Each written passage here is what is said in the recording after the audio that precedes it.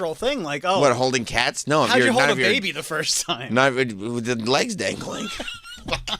You'd hold like a doll. Yeah. You just hold it up by the armpits. So, you love unnaturally. Like, you don't know what to do with affection. What are you talking about? It's on my cat. I'm trying to take a picture with it. You don't know what to do with affection. I'm not trying to make out with Mr. Toots. I'm not asking you to. I'm just trying to hold up the cat. It does look like you're having fun, though. You're having a good time with Mr. Toots. Well, I mean, it's hard not to have a good time with Mr. Toots. He really does. He really does bring the mood up. And did you see, by the way, because I always like to... I always like to... make sure that the guests have a good time, and if they're maybe even communicate with them after the show. And so I did see that Mr. Toots had left a comment on the Instagram, and so I hit him back. That's cool, you. Just so you knew, I said thanks for coming in. You were great. I'm sure you appreciated that. Okay, good. We were walking through the hallways. Everybody was making a fuss. Oh, really? He took pictures in front of the step and repeat out front. He likes that. He loves attention. He does. Now, when he took pictures in front of the step and repeat, was he held, or did you let him kind of just... He was by himself. Yeah, so he had to get low for the picture. Sure. Yeah. Sure. I like that. I like that vibe. Yeah, I kind of wanted, I don't know if he would have stayed, but him to just kind of sit next to me. And he was for a little bit. No, I meant like on the floor, and so the photo could be him like right next to like my ankle or something. Yeah. Because, we always take a photo with the guests just standing next to each other. But I mean, he really did. He was electric. He was. Yeah. And he was so proud of himself when he went home yesterday. Really? You could tell he was in a great mood. Oh, really? Yeah. You think it was because of the people that he met, or do you think he realized the media opportunity that he had? I think all the above. Yeah. Yeah, I think so, too. He realized that he was, in front of greatness, That's really kind. But I get it. That's really kind, though. And, I mean, also, he's got to feel good because it's like, okay, you're following Oz the Mentalist. Yeah. That's tough. He's a pro when it comes to doing appearances like this, and he was awesome on the show. He was. And then to have to come in and be like, okay, this is who I'm following. I got to follow this, yeah. And he did, man. He stepped up to the plate and knocked it out of the park. He really did. A lot of people in the comments. Oh, great show today, but this was the highlight. And I was like, I said, the cat what? They said, yeah, the cat. I was like, oh, all right. Okay, well, maybe we need to bring it. I don't know how we follow up Toots Day next week. I don't know. It's going to be tough. People are going to have expectations. We can't just do that every week. We can't. We could. No, he's here one more week. So if you want him in again, I'm sure I'll talk to his people. And then he's going back to Florida? Yeah. He's going to be pretty happy back there. Well, he's going to be here for a little bit. Then I'm going down with him for Thanksgiving. I see. Well, yeah, he did a phenomenal job. Did you hear from Tony? No, he wouldn't speak to me. Was he pissed? I'm assuming he's pissed. I can picture him being pissed. He's either pissed or busy. I think pissed. He didn't get the official invite? To hang out with Toots? Yeah. Yeah, no, I think he was pissed at that. And that was my fault. I should have said, hey, I know sometimes when bigger guests come in, you'd like to be informed just in case you want to swing by. And he does sometimes. Every now and then, sure. And I think Toots would have been one of them. Yeah. It's a shame. But, it all worked out well. All's well that ends well, ultimately. So it was good. I saw this mayoral election in New York City. Somebody asked me who doesn't live in the city yesterday, like in the evening. They were like, hey, what's it like? Yeah, you go into the city to work every day. What's it like in the city right now? What's the vibe like? And I just looked at them like, huh? They were like, what's the vibe like? I go, what are you talking about? And they were like, right. I go, because Halloween? They go, no, with the election. I go, oh, I don't know. Like, I guess there's some people that are wound up, but I don't know any of them. I don't see it. But there are news stories about it every day. Because they're, trying to, I guess, who was it? David Patterson, the blind governor? Well, I mean, you could just say former governor. Well, I was either going to say the blind governor or the governor who did cocaine and cheated on his wife. Remember when he... No, I remember that. Remember when that was the most baller-ass thing I ever seen. This guy steps up to the plate before they try to run him down. He's like, hey, want to say I'm really happy about stepping up. I'm going to be the governor. Want you to know. And then he said he did cocaine and cheated on his wife. And he was like, and blind. So now that that's out of the bag, like, can we just get down to business? And everybody really, and kind of people were like, yeah, I guess. And you're going to be straightforward with it from the beginning. And I'm surprised nobody else has taken that strategy. Like, people don't do that still, and it worked for him. RFK did. RFK did do that. He's like, oh, I wrote on Epstein's plane. He did. He did. And he was like, I don't know who else was there, and I didn't do anything. I didn't do nothing. Yeah. Yeah, he did. He did, but I mean, RFK's in a little bit of a different position now. RFK's got to just sit there and go like, yeah, I guess you're right. Yeah, I guess he really thought he was going to make a difference. He did. And unfortunately. I think he got some dyes out of food. That's good. That's good. He did. I think the Red 40 is coming out. So that's good. Where we like that. We like the Red 40s out. But yeah, see, like Patterson and Eric Adams are now on the side of Andrew Cuomo. They both said, we are Democrats. Oh, we're shocked. When he's running as an independent. Yeah. So, the traditional Democrats are on the side of the traditional Democrat. Yeah, I saw that coming. So that's gonna. I thought Patterson was for sure a Mamdani guy. I thought for sure, not the politician that he's been working with forever. I thought definitely. I thought Eric Adams too, Mamdani all the way. But then, the real drama came when this headline came out from the Times of London, that said Bill de Blasio. There was a quote attributed to Bill de Blasio. You remember the mayor that everybody hated. He has been so far on the side of Mamdani. But then this quote was attributed to him that said, it said that Mamdani has all these goals, but they're not that feasible.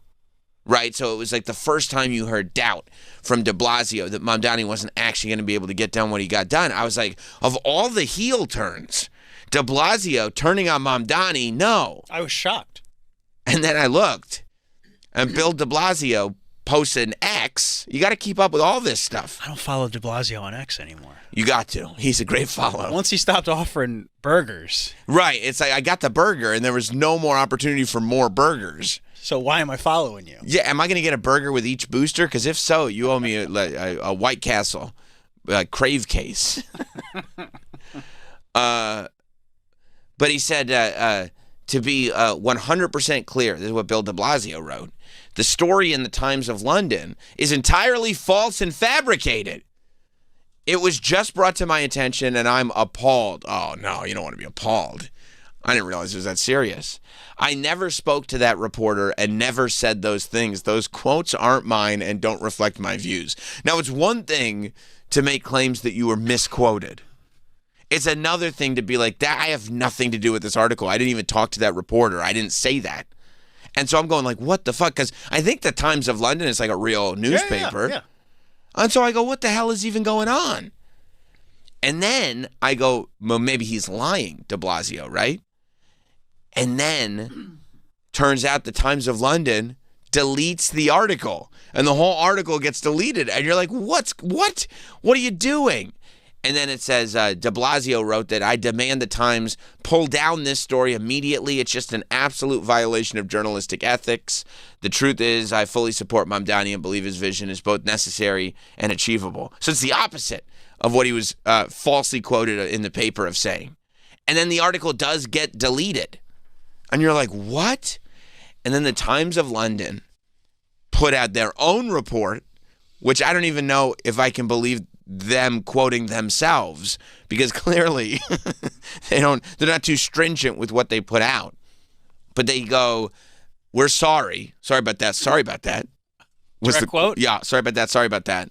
They said, we talked to our reporter, and it looked like he was misinformed. And I go, what are you talking about misinformed? Did he hear the guy say it or not? And then as you read further, it sounds like what they're saying is that reporter believed he was talking to Bill de Blasio, but indeed was not talking to Bill de Blasio. In person or on the phone? Or honestly, at this point, with the way journalism is now, at first I was like, clearly, there's no way. Okay, if it wasn't in person, that's fine because it's the Times of London. Hopefully this guy is in London and de Blasio's in New York. So maybe it's on the phone and somebody's doing an incredible impression of Bill de Blasio. Hello. This is Bill de Blasio. I used to be The mayor. Guys, I got Bill de Blasio on the phone. And then I started thinking about it more. You know what I would bet if I were to put money on one option? Go ahead. I'll bet it was emails. And I'll bet he didn't check at all. So do you think, so is your theory that this reporter, De Blasio Bill at Gmail. right, just sent a Sandy Kane type email? Willem Dafoe at gmail.com. That is a true story that Sandy Kane once claimed she was going to get Willem Dafoe on the show. And the next thing I know, I'm attached on an email from Sandy Kane that is also CC'd Willem Dafoe, no dot, just Willem Dafoe at gmail.com. And when I asked Sandy Kane if that was his email address, Sandy Kane informed me she assumed that it was. Her assumption was that clearly that must be his email address. It's his name. And who doesn't have a Gmail? No, if I had to venture a guess as to what happened, and I don't know, all I pretty much know is what I just told you guys. I would bet that he got an email from someone claiming to be de Blasio. Sure. I bet he did not reach out, but I'll bet some dude, de Blasio Bill at Gmail, whoever it is, emailed him. And like, either it was too good to be true. You know, I'd like to think that he just got carried away and is stupid, that he wasn't actually being nefarious about it and just going like, well, I'm just going to print it, because obviously that's going to come back to bite you when the guy who you're talking to goes, I've never met you before. But so I'd like to believe that the dude who wrote it is just a very stupid man. But I mean, it's insane. The idea that it's like, well, I thought I was talking to that guy, but I was not talking to that guy is not a legitimate excuse. I think they shouldn't. Are you surprised, though? Unfortunately, like journalistic standards it just don't exist. No, I guess I'm not surprised. I'm dismayed. Well, I have two schools of thought on this. I'm dismayed in the sense that we've lost the plot, but also thrilled in the sense that it's pretty funny. You see what I'm saying? Yeah. Like, it's pretty funny that, like, this is happening. But this is why people go like this. Well, these podcasters got to take on more responsibility. Why are podcasters, controlling the narrative? Because, nobody knows. You can't trust anybody. If the Times of London is literally having to put out a statement going, we thought we were talking to a guy, but that wasn't the guy, but the article was already printed. And by the way, we thought we were talking to a guy who was saying, I believe the exact opposite of what I've been saying publicly. And then it turned out it wasn't the guy. If somebody is telling you, I believe the exact opposite of what I've said publicly, you better double check that it's the guy. Like it's supposed to be, aren't you supposed to have 3 sources? That used to be the standard. Right? Yeah. 3 sources? Yeah. Or at least like a triple confirmation that this is the human being. Like if somebody's emailing you, you go like, hey, can we jump on the phone? Would it be unreasonable to say, hey, can we jump on FaceTime? Like it used to be where like, okay, so the New York Post reports on this story. Mm-hmm. That's how I first saw it. It used to be, well, before the Post runs with this story, they reach out to de Blasio to see if he has any additional comment. Hey, we're going to run with this story. Yeah. You said this. Do you have any additional comment? That's exactly right. When there's no verification for anybody else. Well, because, yeah, the what do you call it when you gather news and just push it instead of actually reporting? It's really bothering me because I know the word. Aggregators. Mm-hmm. News aggregation is what almost all of these people are doing. That's all it is. They're aggregating the news instead of reporting it, because you're 100% right. The first thing that you go is like, how could the Times of London be so foolish? But you're right. Every other paper or TV channel or whatever it is, every other outlet that reported on this story should have said, hey, we're running with this story. Do you have a comment? And the expectation is you're not going to get a comment on something like this, or my comment is what my comment is, or I was taken out of context, or whatever it is. But now it's just throw it on every website because we all need the clicks. Oh, my God, yeah. And we don't care if it's real or not, because if it's not real, we'll just blame the original article. Also, I hope it's not real, because then we can run another story about how it wasn't real, and we can get more clicks. Right. Right. And everyone will forget about it, and the cycle will continue. But because nobody will take it a step further like we just did and go like, well, why did you report it without checking on it? You're going to be the one that reports on how bad the other newspaper is. So then everybody's going to go like, yeah, that other newspaper is bad. Instead of going like, anybody who published this is crazy. And like, what are you going to... Well, yeah, because the news is for profit now. It's very much for profit.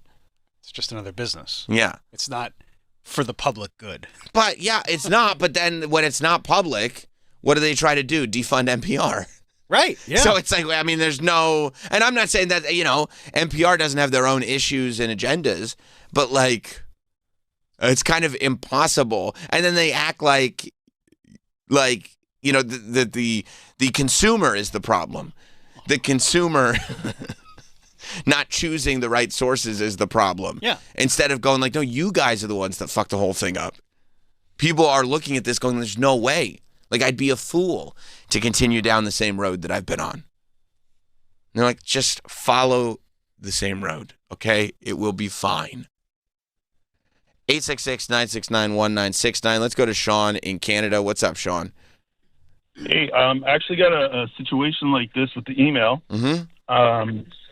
When I was a kid and Hotmail just first started, I'm a big wrestling fan, so I set up an email account called Leaping Lanny Poffo at hotmail.com. All the famous wrestlers were taken, so I went through like 100 and finally got to him, and it was open. I also love the idea. Later, I also love the idea that Lanny Poffo would put his gimmick in the email as well. Like he put leaping in there too. Yeah. So years later, Macho Man dies. Rest in peace. And for those who don't know, those guys are brothers. Mm-hmm. One of the big wrestling journalists just randomly sent me an email, expressing condolences and trying to schedule me for their radio show. And so we emailed back and forth for a while, and I played along with it, and we set up a time for his to do an interview on his show. But when the time came and my phone started ringing from him, I kind of chickened out, and I didn't really have the heart to go through with it because I was a big Macho Man fan. Well, yeah, also, you probably do you do a Lanny Poffo that you could get away with? Yeah, that's the thing too. Yeah, not at all. That's a hard voice to do. Yeah. Oh, thank you, Sean. It really is it really is fun. But that's why I think that this dude was just emailing back and forth with this fake email. And he's like, you really like Madani like that? And then this fake email was like, no, not anymore. I forgot to tell you. No, I don't. Oh, let's publish this. And then, all the dopes, and we've seen it. It was the same people that we were watching on these 24-hour news networks that were figuring out that the Howard Andy Cohen thing was a ruse in real time. That was a little harder to figure out. It was not harder to figure out. It was very easy to figure out. I figured it out with 1 second of listening, and it wasn't even a figure out. I didn't think it was a thing to figure out. Right? I didn't listen to that and go like, this is a trick meant to pull the wool over the eyes of millions. I said, this is a fun bit. It's a commentary on the fact that people had such ridiculous theories. It's tongue in cheek, not, we're going to fool the news networks. But then we watched them. Like it happens in real time. Like they're all doing these live shows. Some PA gives them a piece of paper that says, this is what's happening, read this. And then they just read it. And then they're stuck 5 minutes later going, that thing we said isn't true. And it's the same thing here, except it's everyone. It's everybody that's running with it. It's nuts, dude. It really is nuts. And people are not going to look at this and go, there's a bigger issue here. Let's not focus on this one thing. Oh, haha, they got rused. There's a bigger issue here, and it's not fake email addresses. No, and let's be honest. The majority of people are going to read the first article and never hear that it was That's fake. true, too. They'll never hear the correction. And be de Blasio doesn't even support him. Right, because, the Times of London is not going to run a huge article going we are stupid. Oh, guys, get a load of this. Wait till you hear how dumb we are. No. And Mamdani's probably, looking at that article coming out going, what the fuck? I don't need this at all right now because he's losing his lead. I didn't say that. No. And this is how it'll go. This is how every casual conversation will go. Even de Blasio, he doesn't like the guy anymore. No, it turns out that was fake. I don't know. No, it turns out that was fake. Yeah, but still, you just can't trust him. It's just, that's every conversation. But still. Yeah, but still. Well, no, not but still. The whole foundation has been just shattered. Yeah, but still. Because you've already locked into your head what the result of this thing is. So the idea that the thing is completely different than what you thought it was, you can't have that. Oh. It's just... That's the vibe in the city. That's the vibe in the city right now. The Times of London. Why is the Times of London reporting on who's going to be the mayor of New York City? It's an international story. It isn't an international story. Everybody's very, very caught up in it. I guess so. They're worried we're going to go full communist? Yeah. Maybe. Yeah. Bring it. Could be. We'll see. Let's We'll do see. Here's the thing. We'll see, right? What are we going to do? Either way, what are you going to do? Get up and go to work, It's like... Because historically, whenever a new politician comes into office, things change like that. Immediately. Remember when the swamp was totally drained? I remember that. Yeah. Yeah, it's dry. It's bone dry now. Remember when the Epstein files were released on day one? Oh, yeah. That binder was full of stuff. Remember when we heard America First? That's right. That's right. Remember when the price of eggs became, next to free? Sick of winning. Marjorie Taylor Quan over there. That's right.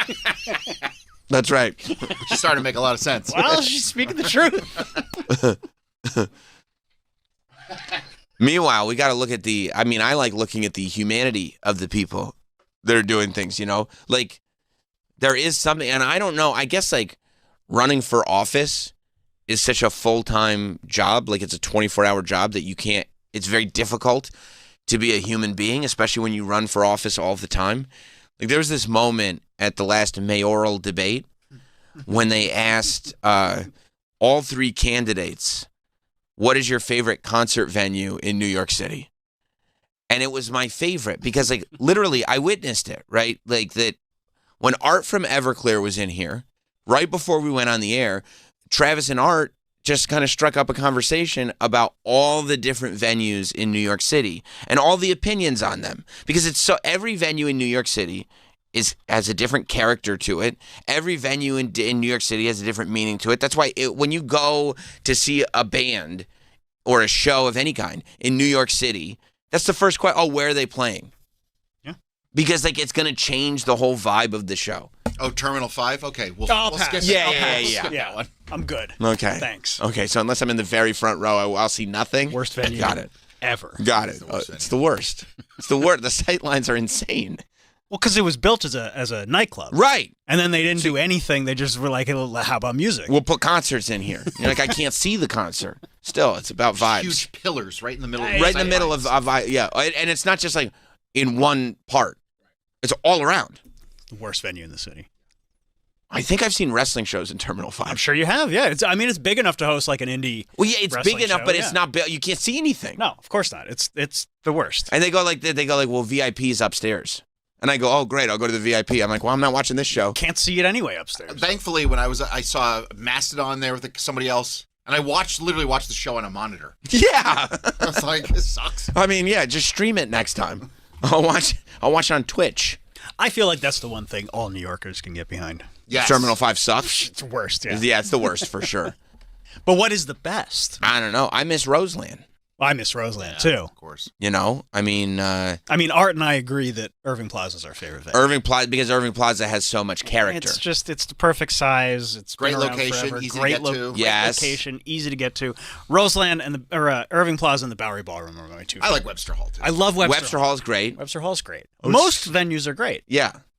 I'd say my top two are Madison Square Garden and the theater at Madison Square Garden. Right. I'd say upstairs and downstairs of the same building. Because you can see a small show or a big show. Yeah. I mean, maybe, who knows? Who knows? Maybe we'll get a shout out to the Bowery Ballroom. But it feels like an easy I don't question like to Bowery answer. Ballroom either. Right. I love the Bowery Ballroom. Right. That's a good venue. I mean, look, if you haven't spent a great amount of time in New York City, then it wouldn't be as easy a question. No, It's not, But if New York City is your shit, I mean, a big part of New York City is the reason they call it the city that never sleeps is because there's always something that's going on. The reason there's always something that's going on is because of all the classic concert venues that they have in New York City. And there's so many, like the Beacon is another one. Like all these spots are where performers go to be. It's like every single one of them is like, wow, I can't believe we're playing here. You know what I mean? Like I'm sure Irving Plaza is one of those spots where the first time you play Irving Plaza as a band, it's like, that's a big deal. Where do we see Dillinger? Brooklyn Paramount. That's probably my new favorite That's venue. incredible. Right. That might be my new favorite venue. That Sounds place great. is gorgeous. See from Sounds everywhere. great. You could. It's the best. They did such a good job renovating that Yeah. place. Right. So it's not a gotcha question. No. No, What's your not at all. favorite venue? In fact, it's a question where you really gotta like. Yeah, what's your favorite venue in New York City is a question that actually opens up conversation. Almost no answer is wrong. Right. And we can just sit there and have it's a fun question. Sure. Because you can just sit there and like talk about why this one is great. All you're going to agree on from everybody is that Terminal 5 blows. And Nassau Coliseum. You can't even count that as a New York venue. I know. I mean, I just wanted to throw a shot. oh God.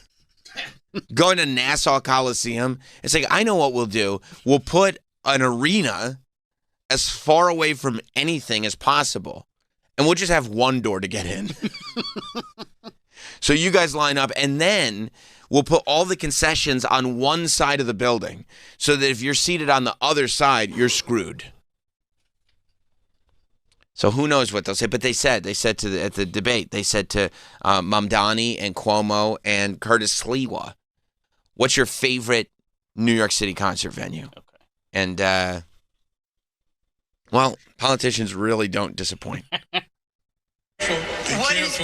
What is your favorite live music venue in New York City, Mr. Sliwa? Oh, Chainsmokers. Okay. Hit pause. I mean, where is Chainsmokers? You know what? There's a lot of newer venues that I haven't been to. A lot of places in like Brooklyn. Did they get their own? I don't know if Chainsmokers. Mike, you like more like dance and electronic music. Yeah, yes, electronic yes, music. sir. Yeah, is Have you- Chainsmokers a venue in the city? You ever been to Chainsmokers? I mean, Is that like Bar A? I'm sure I've come across them at like a festival. No, They're, the spot, the place. I was unaware that this was a location. I don't go out to as much live music as you guys, so I figured maybe you guys knew. But no, in my experience, they are, I believe, two people Oh. and not a concert venue. Well, he seemed pretty confident with his answer. I mean, yeah. Like I've been waiting for someone to ask me this question. It's as boomer an answer as you could possibly give. In his defense, Chainsmokers are New York guys. That was not Those the are, question. but those are they buildings or people? They're two guys, Humans. human beings. Yes, And when you put them together, do they form a building or just still? but they are from here. At least he didn't give They said venue, live music venue. yeah, I mean, do you know what that word means? a venue. Yeah, I just listed a couple of them. Would you hope that the mayor of New York, who's in charge of the venues, knows what a? I would. Do you know the difference? Do you, Troy, know the difference between a musical act and a venue? I do. Okay. And I wouldn't doubt that. Who's opening for us? Bowery Ballroom? Nope, that would be a venue. Oh, okay. I always get those two things confused. Okay, go back a little bit because they kind of help out the old man a little bit. Music venue in New York City, Mr. Sliwa. Oh, Chainsmokers. Under EDM. the Cape Bridge, I presume. That's right, the Kosciuszko Bridge. Mr. Mondani. Forest Hill Stadium. Mr. Cuomo. Under the Kosciuszko Bridge. Come on, wait, pause. What are you doing? What the hell is this? I mean, are they all on Tylenol? What the hell is going on? They go. She tries to help out Sleewood because Chainsmokers did play Under the K Bridge a couple months ago. Okay, So sure. she probably knew that and was like, "Oh, you saw them at Under the K Bridge." Right. And then he went, yes, Kosciuszko Bridge. And then like he's trying to get credit for knowing what the K stands for. Right. Which I don't think is in the spirit of the question. And then Donnie just said, okay, Forest Hill Stadium, okay. That's a fine answer. I've been It's there fine. many Yeah, times. It's fine. I mean, it's not an a okay answer. It's not a cool It's answer. definitely not a cool answer. I don't think he's been to cool. No, it's a cool shit. answer. That's a cool place to play. I guess That's like right. You're not ready for the Garden yet, but you're way too big for any other venue. It's mainstreamy. That's all. it's outside. Sure. It's outside. It's outside. The seating kind of sucks, right? The seating does suck. I'll only go there if it's GA or if I can get seats like they have padded seats like in the middle, and then the rest is just not benches. What's the word I'm looking for? Bleachers. Yeah. Bleachers, and I won't. Yeah, it's sit there. I mean, listen. But it's a fine venue. It's okay. The residents hate it. Compared to the rest of the people on that stage, he's Philip Seymour Hoffman in Almost Famous. It's an A+ answer. Yeah, I mean, he's the editor of Cream magazine. He's throwing the kid out of his store for not naming the right bands. He's Jack Black in High Fidelity. Like with the other people on that stage, yeah, he's a music snob. Chain smoker. Chain smokers. EDM. You know. Also, I mean, is it an appropriate answer to say my favorite music venue in New York City is under the Kosciuszko Bridge? I mean, Under the K Bridge is a venue. Yeah. It's newer. It's only been around for a few years. You know, it's kind of a... That's where they had the CBGB festival last month with Jack White, Iggy Pop, and right. and a bunch of other It people. would have given a little credibility if he said that. I was just there at the CBG. Oh, festival. yeah. Under Right. the K Bridge. Under the K You Bridge. would never I'll tell say you under what. the Kosciuszko Bridge. Kosciuszko Bridge. Well, he didn't say. He got excited because he knew which bridge started with a K. It was like somebody turned his brain on. Can you go back to where Curtis Sliwa shouts Kosciuszko Bridge? I mean, he doesn't like music. He's been a guardian angel for a long time. But it's it's literally just Chain smoker. it's an outdoor venue under the bridge. Right. Like it's as literal as a name can be. Sure. Under the K Bridge, I'm presuming. That's right, the Kosciuszko Bridge. That's right. And poor Mom Donnie's like, I'll give you my answer. Well, no, not poor Mom. Mom Donnie's licking his chops on this one. He's like, all I have to do is name a venue. If I can just get venue right, it doesn't have to be cool. All it has to do is be a building in New York City. And I'm mopping the floor with this guy. He just named a band for his favorite venue. And surely Andrew Cuomo, who's been around forever, he was the king of COVID. can name a venue. Yes. Yeah.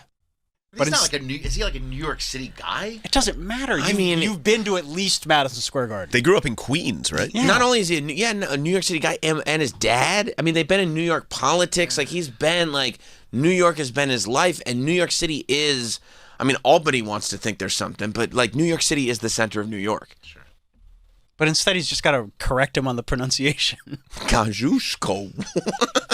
He's just shouting bridges. It's just because It's just the question just old men just shouting things that they know. Well, they're such old school New York guys that is so much more relevant to them personally. Right. That's right. You used to hear Kosciuszko all the time. Yeah. 1010 Wins loves talking about Kosciuszko. What's the RFK bridge? Is that the one that they always argue about if it should be called the RFK or it used to be something else? The Triborough. The Triborough. Yeah. It's the Triborough. That's such a New York guy argument. That's true. That no one gives a shit about. No one cares. No one cares what these bridges are called. Just like it's the Battery Tunnel. It's not the Hugh Carey tunnel. Just like, hey Andrew, it's the Tappan Zee, not the Mario Cuomo. Kosciuszko. You're right. It's just two old people now arguing about bridges. Old men yelling things they know. They forgot the question, and they're just yelling familiar words. Kosciuszko is yelling about bridges again. Just leave him alone. He's happy. It's meant to be a fun question. I know. Not a difficult one at all. This is not the gotcha question that they think it might be. Meanwhile, this is the second gotcha or non-gotcha question they failed at. Remember you played last week? Yeah. When they asked if the Mets, or maybe we didn't play it. Maybe I saw it on Reels. If the Maybe Mets it was in the group text. If the Mets were playing Game 7 and the Knicks were in Game 7. Oh yeah. We did not play that, but we should have it. Let's pull that. Let's finish this first. I'll give you plenty of time to fight it, Mike. Don't worry. We'll have plenty to discuss with this clip, and then you can find the Knicks and Mets clip. Wasn't there a bodega question that they kind of fucked up too? No, you're thinking of Jennifer Lopez. You think of Jennifer Lopez if you know, you know? I thought they asked them that. Oh, maybe. Ham and cheese you on a know roll? what? Yes, they did. And that's just such an easy question. Was it what's your bodega order? Yeah. If you don't know by now, if you claim New York in a public space, people think it's cute. You have to have, even if you're a fraud, which a lot of people are, you have to have a bodega order in your back pocket because it's going to be asked. And you can't say ham and cheese on a roll with an orange drink. No, like there was a clip.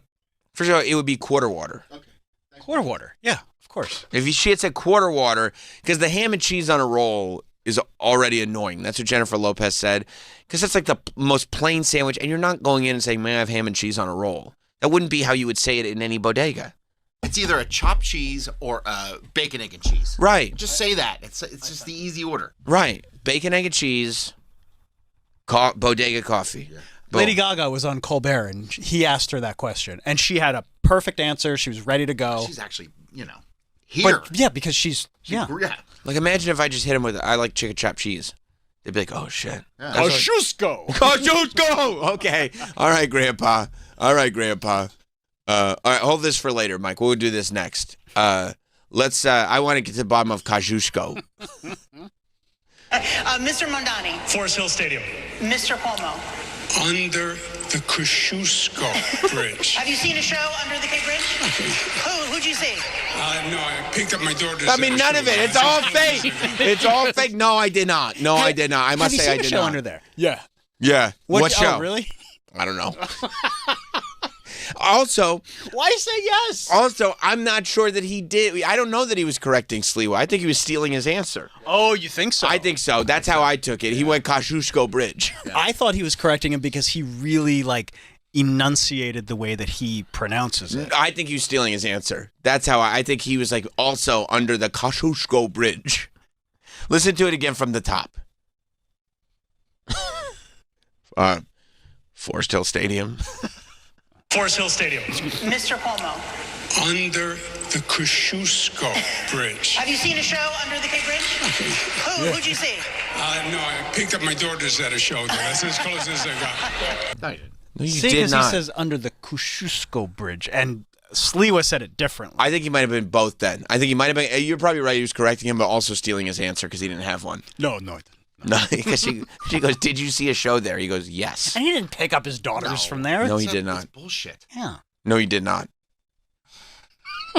So stupid. It really You is think he's insane. really waiting in the parking lot? No. I'll be here. That's what he does. He does old. 30. Come on. Stop. The fuck? When? That's what I would have said. When? Oh, when they were younger. When they were younger. Venue's been open 4 years. You picked him up under the K Bridge when they were how young? Oh, teenagers. You picked him up under the K Bridge 10 years ago. There's no venue there. Then. What were they doing under the fucking bridge 10 years ago? Were they Anthony Kiedis? Just under the bridge? They should hold his feet to the fire. I would have. Yeah, I would Of have. course you would have. We're getting to the bottom of it. Yeah, okay. What show? Okay, when? Call them right now. Call him right now. What show did you pick him up? I don't know what show it was. Okay, when was it? We'll look it up. When was it? Just tell me the year. I mean, I do appreciate that she did ask follow-ups. Yeah. You see At a show least- there? yeah. Because he stole Curtis's answer, and Curtis's answer was one. Because at that point she's like, well, I'm just giving all of them. I gave two. They're both my answer, right? Because Curtis Sliwa just shouts "Chainsmokers," the name of a band, and then the lady, the what's it called? Moderator. The moderator. She's the one who said, "Oh, under the K Bridge," and then Curtis said, "Yeah, that's it," and then just shouted Kosciuszko Bridge as if he's going to still get credit because he knows what the K stands for, which nobody is saying, "Oh, I'm going to see a show under the Kosciuszko Bridge." Nobody. Because that makes it sound like you're literally, like you're not at the venue. You're literally like in the water under the bridge. But he shouts Kosciuszko Bridge for whatever reason. Same way he shouted Chainsmokers for whatever reason. He just knows things. He wants to shout it. And then Mamdani gives an actual venue, which is fine. It's acceptable. And then Cuomo's also steals her answer. He didn't even steal Sliwa's answer. It was also her answer. So she's like, as a moderator, 2 out of these 3 people just said the thing that I said. And so she's trying. Also, she didn't say that. She said the correct name of the venue. She said under the K Bridge.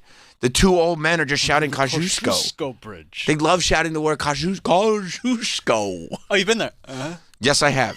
Yes. He said straight-faced. You been to a show under the K Bridge? Yes. What show was it? No. You got me. You got me on that one. You nailed me on that one. I didn't think it was coming, to tell you the truth. You're really good. I thought we were wrapping up, but you're good. You're good. Mr. McClure brings up a great point. Cuomo shut down enough venues during COVID. He should know at least one of them. I mean, he shut them all down. That's a great point. I'd say this. I know one venue, the Dead People Nursing Home. How about that venue? He did. He shut every venue down. Well, maybe he doesn't remember which ones were able to reopen. Right, because he just clicked select all.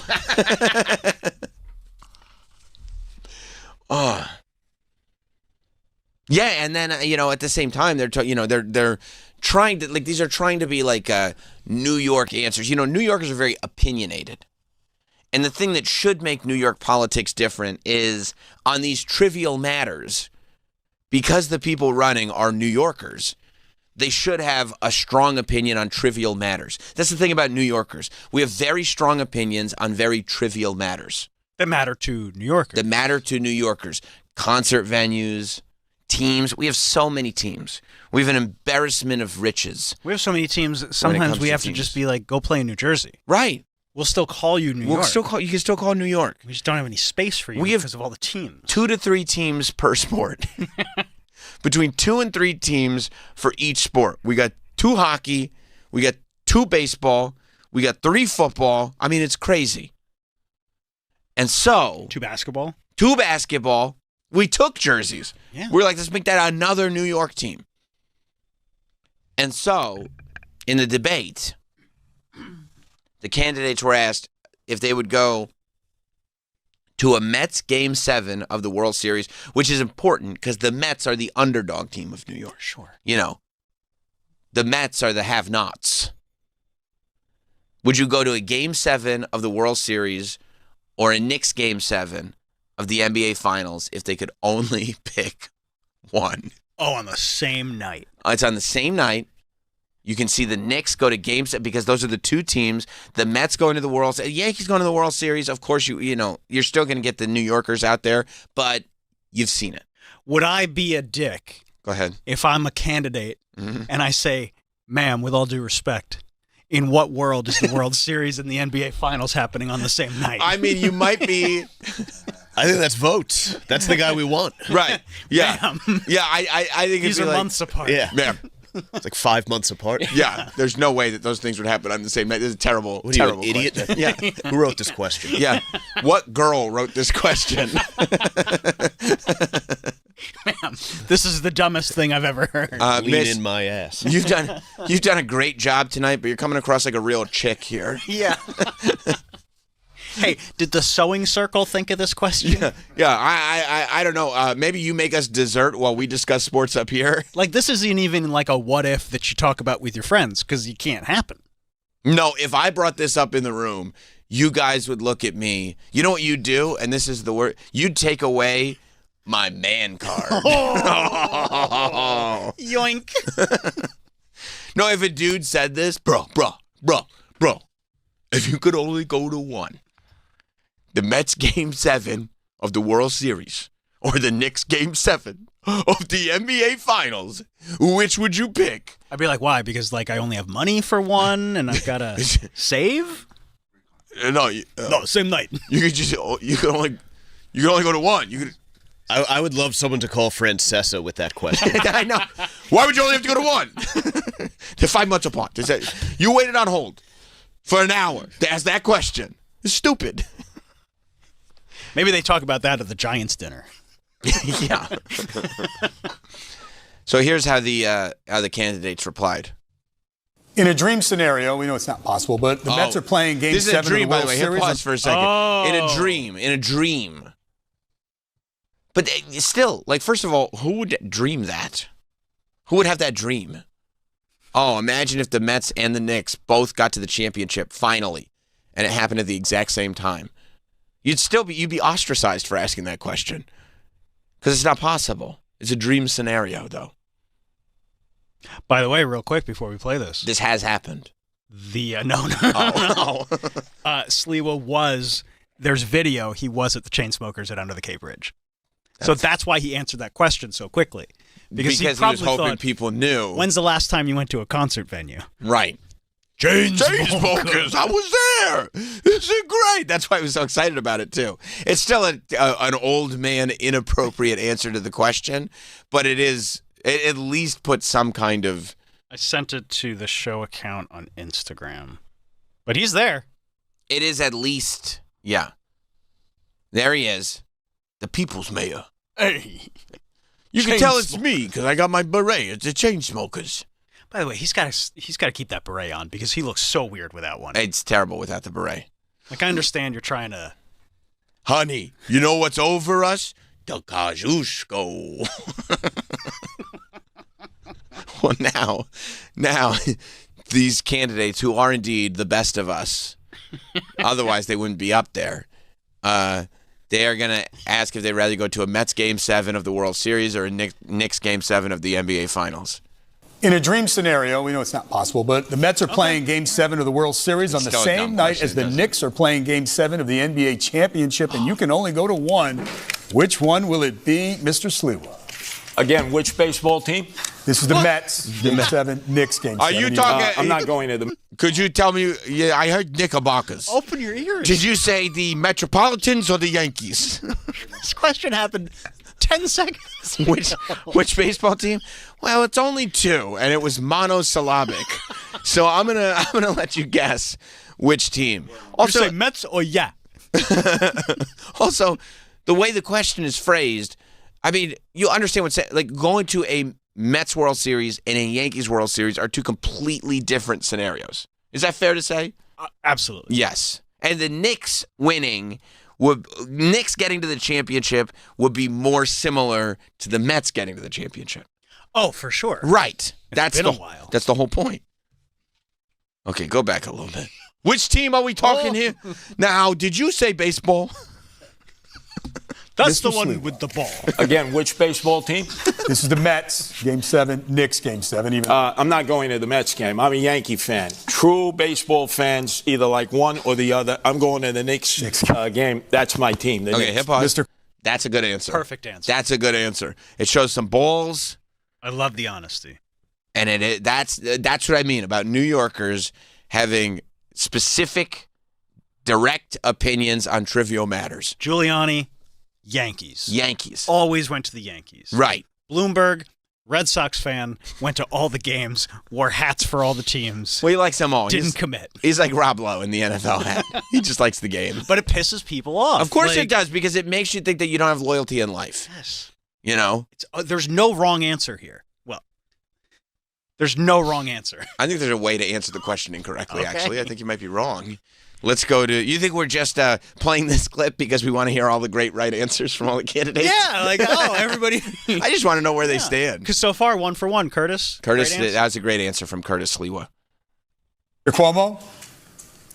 I'm going to go half and half. I can make it back and forth. All right. You fuck. You Fred Flintstone fuck. Half and half. You politician. What a shithead. Don't you stand for anything? You know, and I created this quote. People who won't stand for anything will fall for anything. That was you. Yeah. Came up with that. I came up with that. You got to put that on a bumper sticker. I was thinking about it. Man. I mean, just awful. I make it half and half. I have my Mets hat on, my Knicks hat on. I go in between. How are you going to get in between Queens and Manhattan that quickly? I don't want to offend anyone. I mean, you're going to go from Shea to Madison Square Garden? And he would have a little more credit if he said Shea, by the way. I think if he said Shea Stadium, people would like that. How are you going to get between Shea Stadium and Madison Square Garden? Just pick one, man. They're two separate they're not close at all. No. City traffic in between. It'd be terrible. You could take the 7 line. Back and forth the whole time? And take the LIRR. Yeah. From Citi Field straight to Penn. That's a good point. Walk Then upstairs. Go right upstairs. And that's what you would do. That's the way. Hang on, I'm going to go back and forth for a while. Just such a politician's answer. It really is a politician's answer. Half and half. Everyone's happy. It's just very. It's Actually, no one's happy. No one's happy. 0 people are happy with that. Let's hear it. All right, Mr. Mamdani? This is what New Yorkers are sick of. Just pick a team. What's Come your on. answer? I'd be there for the Knicks. Okay. Well, Great. By the way, Thank you. poor Mets. No votes. They got half a vote. That's a bummer. They didn't get any votes at all. Yeah, we're good. You're okay with that? Yeah, we don't need any of them. Yeah. Always the bridesmaid. You know what? That's part of what makes the Mets the Mets. You really don't need them. Yeah, the bridesmaid has more fun anyway. She's not throwing her life away with some douchebag. That's right. That's 100% right. You got Jerry Seinfeld. You're fine. Yeah. Yes. We got Keith. You got Gary, Keith Hernandez, Yeah. Gary, Ron Darling. They already have the greatest announcing team. Bill Maher. The Mets. Bill Maher. Let's stop. The Mets do come out on top. The only winner here is the Mets out of those 3. I do both. Let's go to both. Idiot. Let's go to Dan on Long Island. What's up, Dan? Morning, boys. As long as we're living in a dream world scenario, like in a world that Mike Francesa is still alive, or any of these other he's things, still with us. I believe he's still with us. I'm not sure about that. Okay. But so my opinion is you have to take the Knicks in the hope that Jimmy Dolan's band plays at halftime or maybe a That's a good call. pregame show. You really miss this. And Mamdani's a Queens guy, allegedly, and he's not going to go to the Mets game? That's tough. You know what? That is actually, thank you, Dan. That's tough.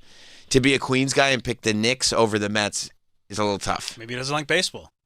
The youth is not big into baseball. They got to figure out how to get, Yeah, maybe not have like 189 games every year that are all incredibly boring. They're not boring. Some of them go on for almost 7 hours. I remember from the day before.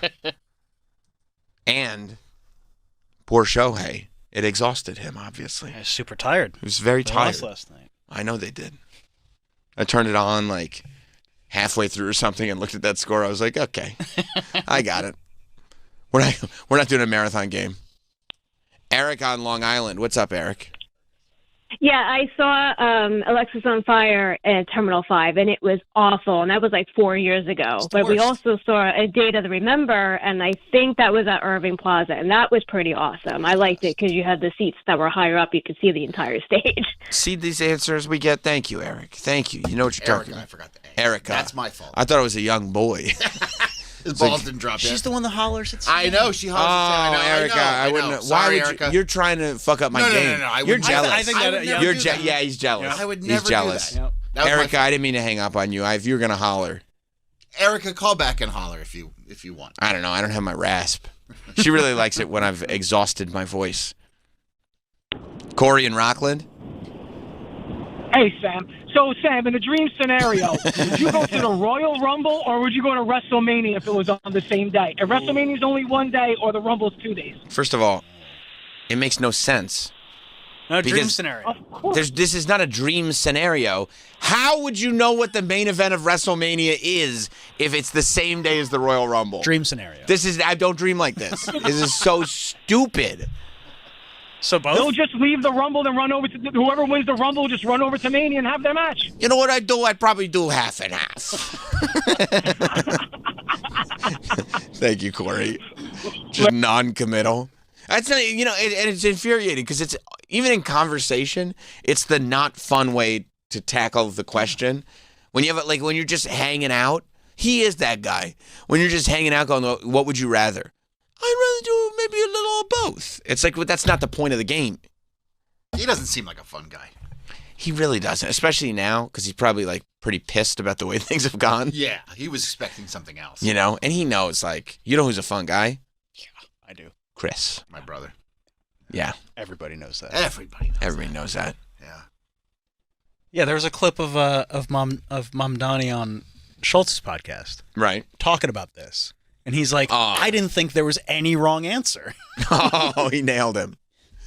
Oh, well, we'll see. I find the whole thing to be very entertaining.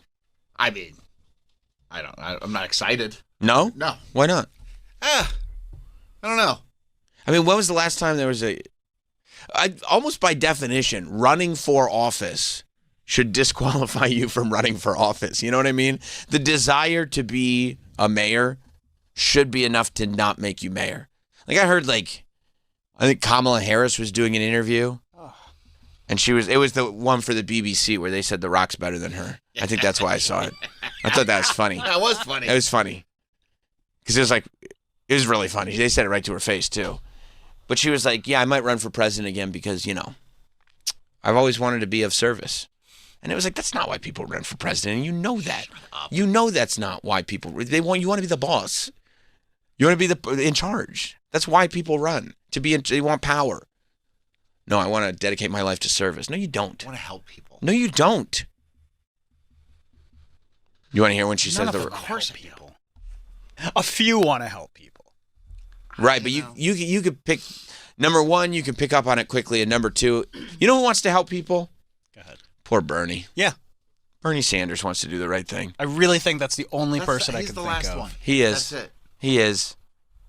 Well, we have a guy in office who's literally trying to make the country great again. That's pretty good, right? I didn't think about him. Him too. Trump Which and Bernie. country? Trump and America. Other countries. Trump right there and on the Bernie. hat. Yeah. Yeah. I did see that they were, they're talking about the ceasefire in Israel and Gaza, and that it's already kind of falling apart. And Trump said that what's the terrorist organization? Hamas. Yeah. Oh, I thought you were going to say the Yankees. He said if they act good, then good things will happen. Cookies? But if they act bad, he said they'll end their lives. Okay. I mean, that's So- pretty direct. Okay, so it's like, okay. Was that the direct quote? It was something very similar to Good that. things will happen. Yes. So. And what kind of good things? I wonder if he's. We won't kill you. Oh, yeah. Okay, so there you go. So we've got that kind of solved. Oh, good. So don't worry about that if you were worried about that. We will kill you. But poor Kamala Harris was doing this interview for her book. Like Michael Scott. Yeah, we'll kill you. You should do it. Because if you do, then it'll be good. But if it's bad, we'll kill you. Burn Ithaca to the ground. That's right. Kamala's out there trying to sell her book about, how she got screwed over. Who's going to read that? I've never met anybody that's read that book. But she was in the UK trying to do it, so she did the BBC. And they really, they snuck in. I like it when they do this. They snuck in an insult and phrased it as if it was a legitimate question. But it was not a legitimate question. It was just an insult. But it was the type of insult where I was like, hell yeah. Stories of your baby nieces, Amara and Leela. When are they going to see a woman in charge in the White House? In their lifetime, for sure. Could it be you? Possibly. Have you made a decision yet? Okay, hit pause. I know this from O's the Mentalist. I know what she's doing. I know what this interviewer is doing. What's she doing? The interviewer is clearly, and you can go right back to the beginning. Once I see, go back to the beginning.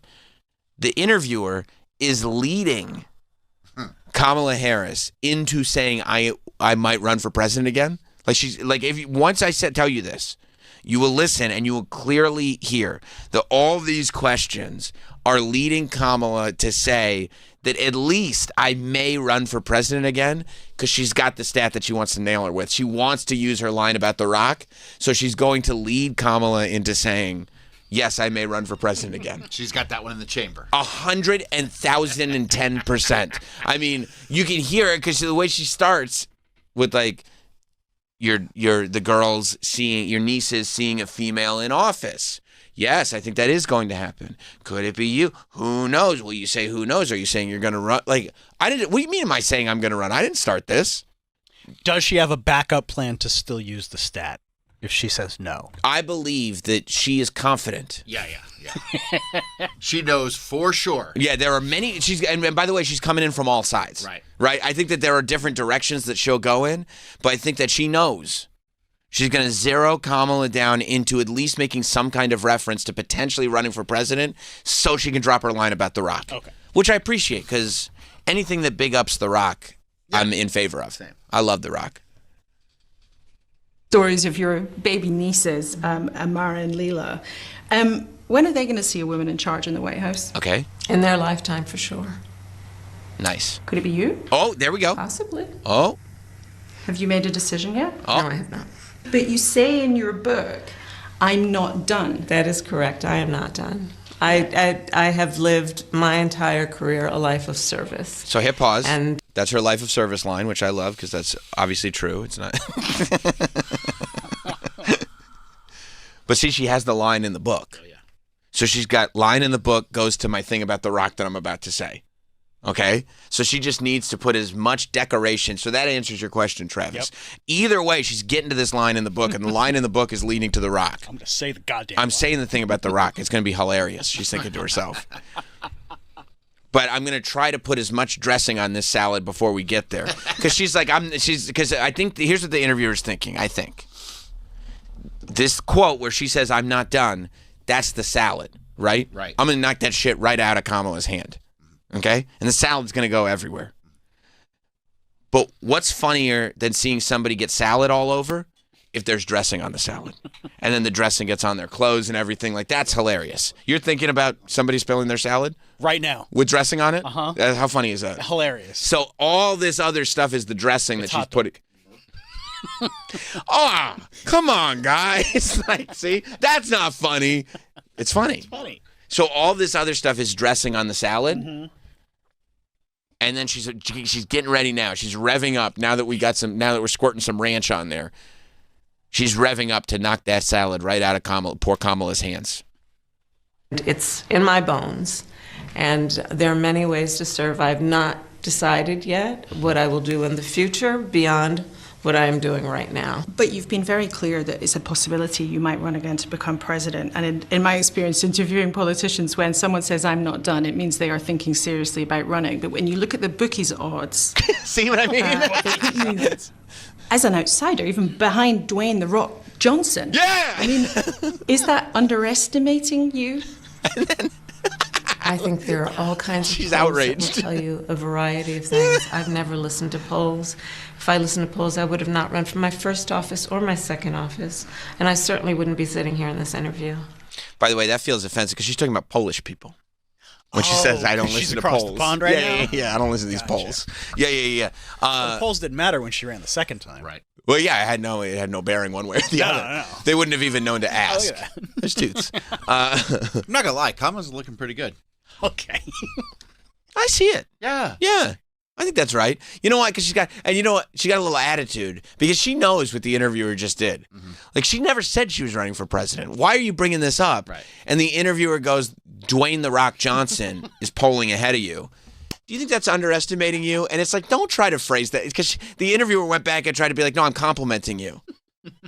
And Colin said, no, don't take it that way. I'm complimenting you. I'm saying they're underestimating you. Or at least I'm asking. And Kamala's like, the fuck would you bring that thing about The Rock up for? I know people love The Rock. That wasn't cool at all. And by the way, who can you compare against The Rock?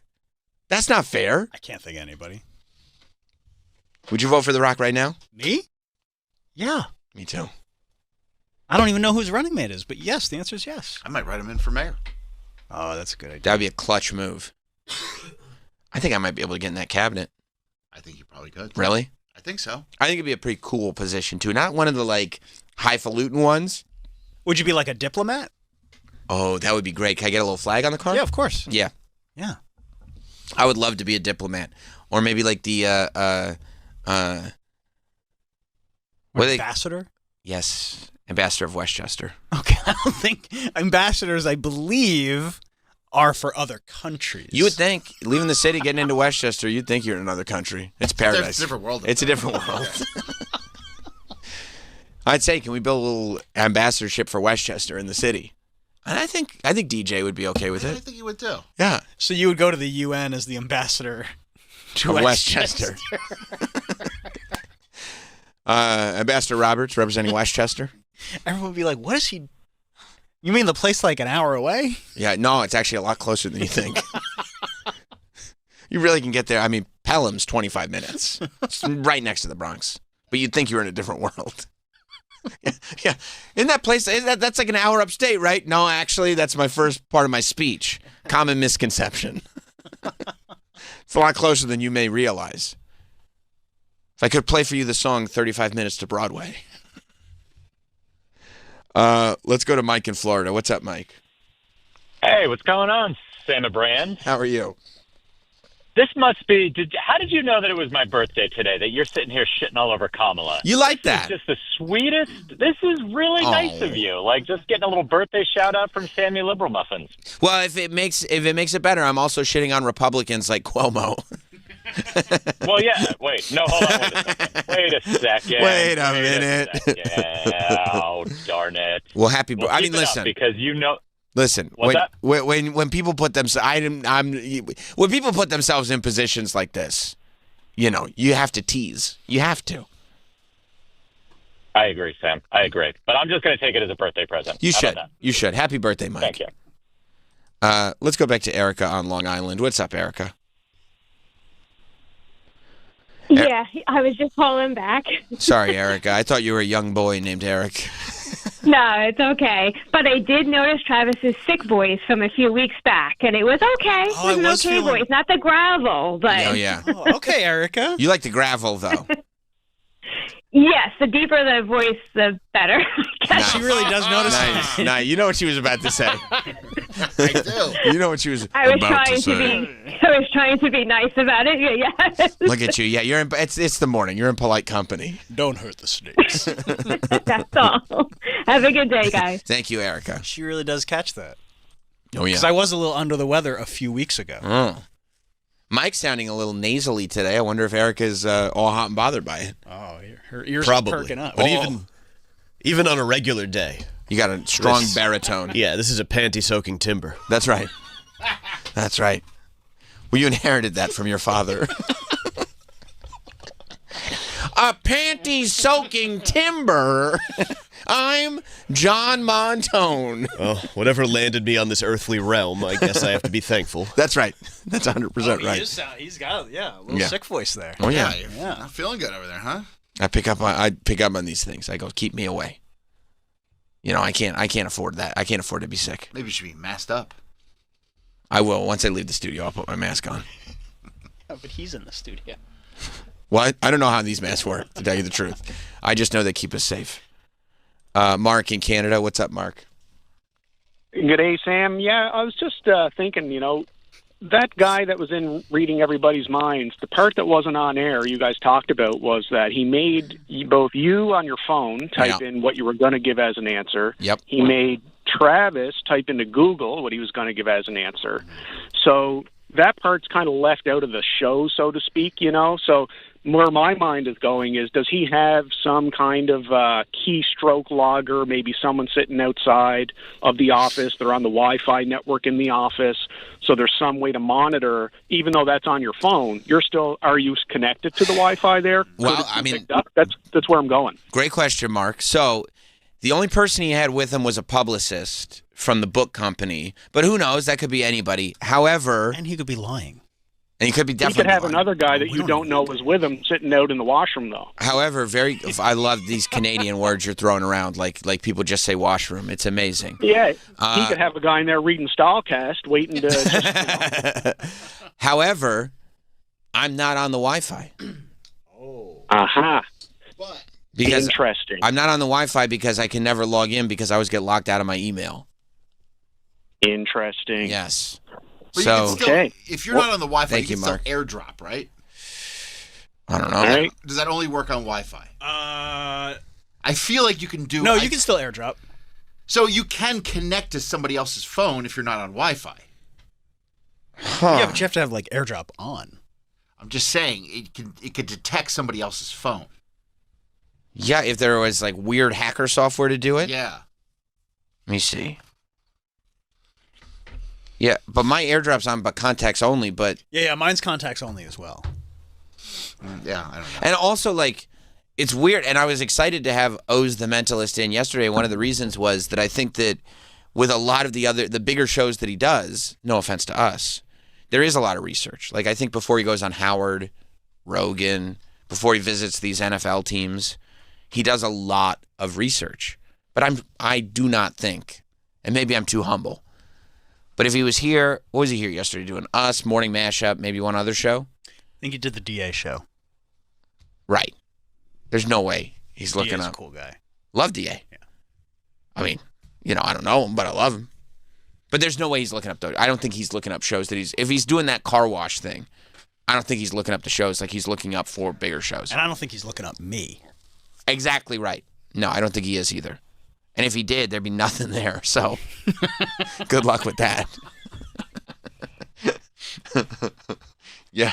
But certainly not like, yeah, I don't know. I thought about it all day yesterday. Yeah.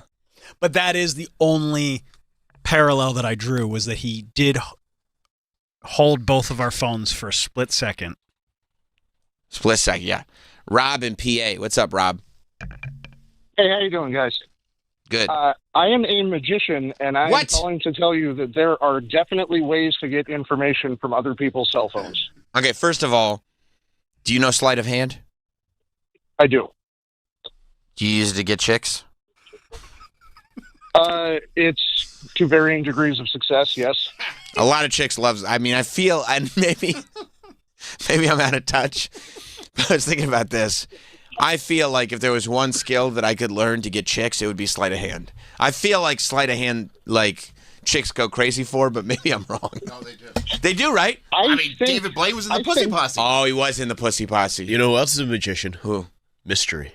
That's true. He started it as a master of the Venusian arts. I forgot about the.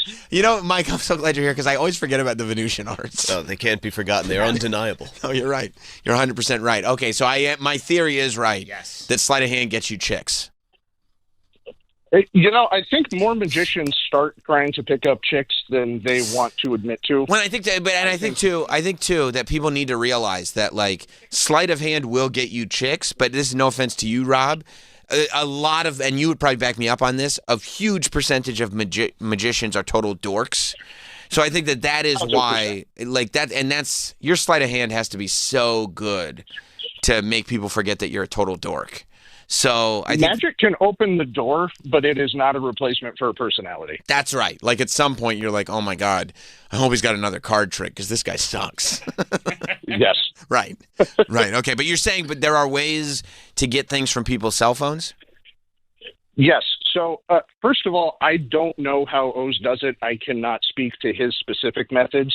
Okay. And I don't want to blow up anybody's spot in particular and say exactly how things are done. Yeah, you're just but it definitely was interesting to hear your recap of what happened, because as the previous caller said, all that is left out of the show, and that is a very vital piece of information.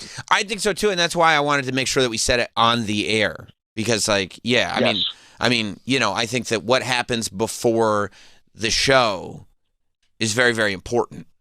I might even have Hot Dog 100%. On the YouTube video. Maybe he should put on part of that, like, last segment where we explain what happened. I just want to, like, know how it's done. I think it would be interesting to do that because it's something you don't really hear about in the recaps of Oz's appearances. Yeah, maybe I will. Thank you, Rob. So does that mean he can still see what's on my phone? Well, he knows your secrets, like Danielle said. He knows all my secrets. He knows all your secrets. And he has a clean-shaven face because he shaved his beard one time. Also, according to our brilliant intern, Danielle. So he knows I got Wordle in 3 today? You're still doing Wordle? My daughter and I do it. That's sick. Yeah. I still do Candy Crush, so I'm not hating. I'm just wondering. That's fine. You know? I got it in 3. I'm on a very high level of Candy Crush. Are you? Yeah. I didn't know people were still playing Candy Crush. I don't know if they are. It may just be me. It might just be me, and if it is, I hope that they're not going to shut down these servers because I am using them. But it's perfect, you know, when you're putting the kids to bed, sometimes you got to sit in the bedroom, wait till they fall asleep. You play a little Candy Crush. Wait till you hear this, okay? I've never played it on the air, which means that there's so much less time in the day for me to play it than a lot of other players. Yeah, weird thing to do. But, I mean, of course it would be. I am on... it's supposed to be talking. Level. What level do you think I'm on? I mean, I don't know how big these levels get. I'll say 1,218. You got a guess, Troy? I don't know. Just make a guess. 7,953. He always does this. You think he's being sarcastic? He guesses too high. But he doesn't know. Just and like he ruins I it don't know. like you ruined it for the coffee guy. I shouldn't have. You suck. Oh yeah, you remember when he ruined it? He ruined it for the coffee guy. The coffee guy comes over. He goes, "You have any idea how much they pay for coffee here?" And Troy's like, $10,000. And the guy's like, "It's like $2,500. Like, you ruined it, and you just ruined this." I try to get you out of it. Yeah, $1 billion? I'm on level. I don't do Candy Crush. But just play along. But he goes too high. Kosciuszko is right. I'm on level 6,333. Wow. Okay, so he was in Troy's defense, he was way closer than I was. But that would have been the fun part. Like, I'm way higher than you think. I'm past that. Oh, like you're a G. Right. And then Troy was like, "Are you on this level?" And I go, "No, not yet. I'm 1,000 levels behind that. I have a lot of playing to do before I get anywhere near there." No, unfortunately, I'm not that good. No. We're getting there. You'll be there soon. That wasn't the point. The point was to be impressed. And how could you be impressed now? How could anybody be impressed? I'm not. I was going to impress the audience, and now they're not because they're thinking about level 7,000. Yeah, now I just think like, oh man, you got a whiles to go. That's the last thing I wanted anybody thinking. Sorry, bud. I spent the Duncan points. All gone? That's impressive. Not every point, just the points expiring. Oh, good. I saw Hard Rock Johnny's got a lot of points now again. We both nailed it. Hard Rock Johnny and I, we both nailed it. They're not getting any free points from us. So we really showed them. Yeah. By spending money. No. Did not spend money. Good. In the last couple months. Now I'm back to spending a little money. That's a bummer. Yeah. Yeah, but that's okay because I'm earning points. And everything that costs points costs more points. But the dollars that you spend earn the same points. So it's weird the way that works out. You know what I mean? Yeah. Math doesn't exactly math on that. Although, I mean... Roland just says that he talked to O's over Zoom once, and he got him. I mean, but to be fair to Roland, who we love... like... Go ahead. I'll bet I could get Roland over Zoom. You feel like the obvious answer is Bruce Springsteen? Right. To whatever the question is? Right. I want you to think of a musical artist. Think of any musical artist. Could be anything, could be anything, could be anything. Think of a musical artist and you know what? Write down a song. You know what? Cross out that song. Write a different song. Okay, write that song. Okay. So I'm thinking, I'm looking at you. Look at me. I want you to think about the first name. Think about the first name. You didn't go for the first letter, did you? No, you didn't go for the first letter. No. Did you go for, you went for the middle. Most people would take a consonant, but you took a vowel, didn't you? Is it you? Is the middle letter you? Oh my God. Yes, it is. Okay. Middle letter's U. Middle letter's U. First letter's B. What? It's Bruce, isn't it? It's Bruce. Is it Bruce Springsteen? Born to Run. Is that the song? Oh my God. This guy's great. Yeah. Yeah, I think I can get him. I don't know how he does it. No. I wish now if he would come back in, would he be willing to do it asking you the questions facing in the other direction?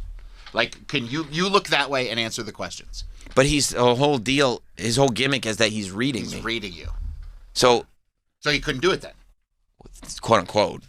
Like if he can do it without reading me, then we know that that's not what he's doing. And then the whole gimmick is blown. Yeah. We'll never know. I don't know how he does it. You know. It's wild to see. His eyes were covered when I wrote that name down. Yes. I mean, look. But I had also already typed it on my phone. I keep going back to the phone. And listen. He was just said on there, he touched your phone, right? Yes, he held Sam's phone. He held your phone. Yes. See, there's something that's there. a strange thing to do. There's something there. But I mean, I still get amazed when they find my card. They cut an orange open and find my card on the inside of it. Yeah. And they've been doing that trick forever. Yeah. But I'm like, how the fuck did that card get in that orange? I'm just thinking about technology-wise. What could he possibly have that would be like, now I can see what you've typed on your phone? Yeah, especially if you're just touching it. We've never met. Because his phone was down the entire time. Right, he wasn't scrolling through his phone. He wasn't on his phone. So yeah, I don't know. Wouldn't it be great if he went down for cyber hacking? Because he was doing all these magic tricks. Like he's like cyber hacking, stealing people's PIN numbers. Like he's doing crimes. Except. I really wish I knew. I mean, he did have his phone flipped over. Yeah, so he wasn't looking at it. There was nothing in his ear. I mean, unless there's something like Morse code in his pocket. But there wasn't anybody doing Morse code. Yeah, I don't know, dude. I'm grabbing at straws. I know. I have no idea. I mean, I was telling the truth when I told him. That's how I watch. I watch a ton of O's Perlman content. I was really happy he was in. And I watch him appearances on various different shows. And then I watch people explain what he did. And then I watch more appearances, and it still doesn't explain half of it.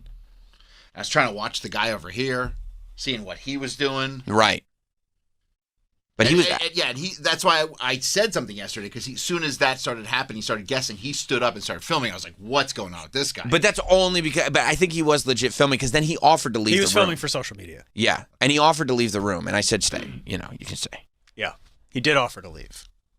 And it's not somebody that, in the appearances that like when he goes into those NFL things. But was that him getting us to make the right decision? I'll leave. No, you stay. Yeah, he got me.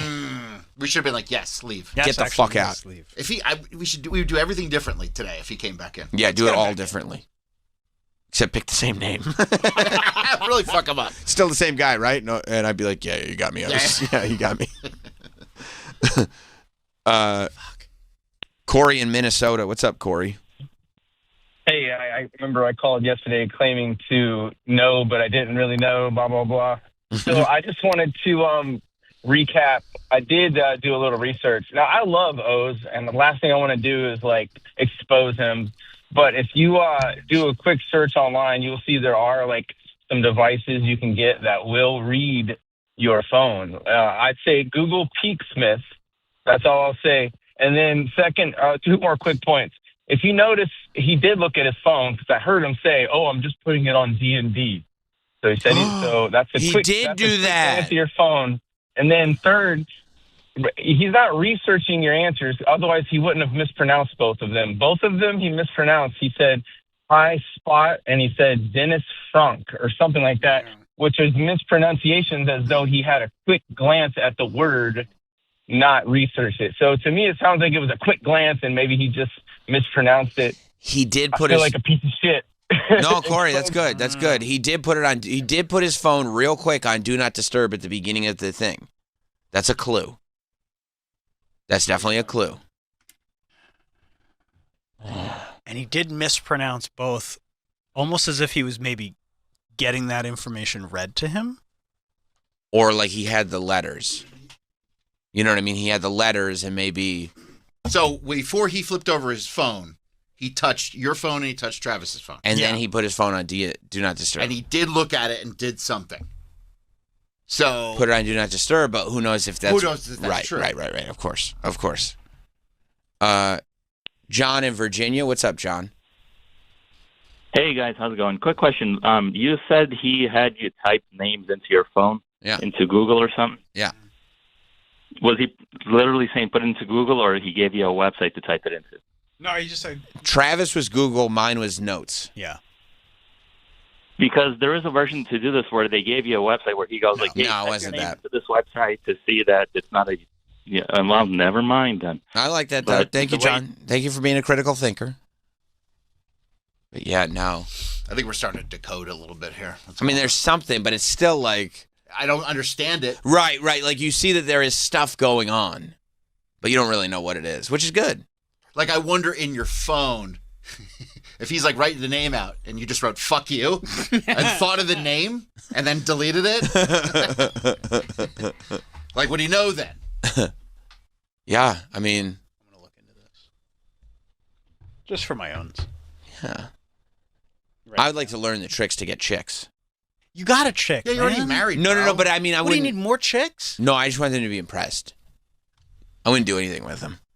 I mean, you got good riz already. You think so? Yeah. You'd be like, no, thank you, I'm married.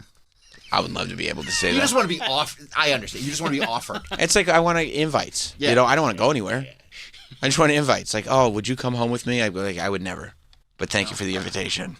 I love my wife. I'm in a committed, loving, monogamous relationship with my soulmate. But I do appreciate the offer. That's what I would say. And that just kind of strokes your ego, and you go about your day. And I like that. Everybody needs a little of that. Of course. That's how I would handle it. It's nice to feel wanted. Yes, that's right. That's right. I started punching myself in the throat after Erica said she liked the way my voice had sounded before.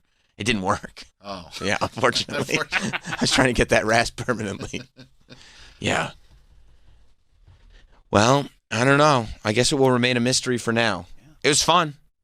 Great. Fun. It was fun.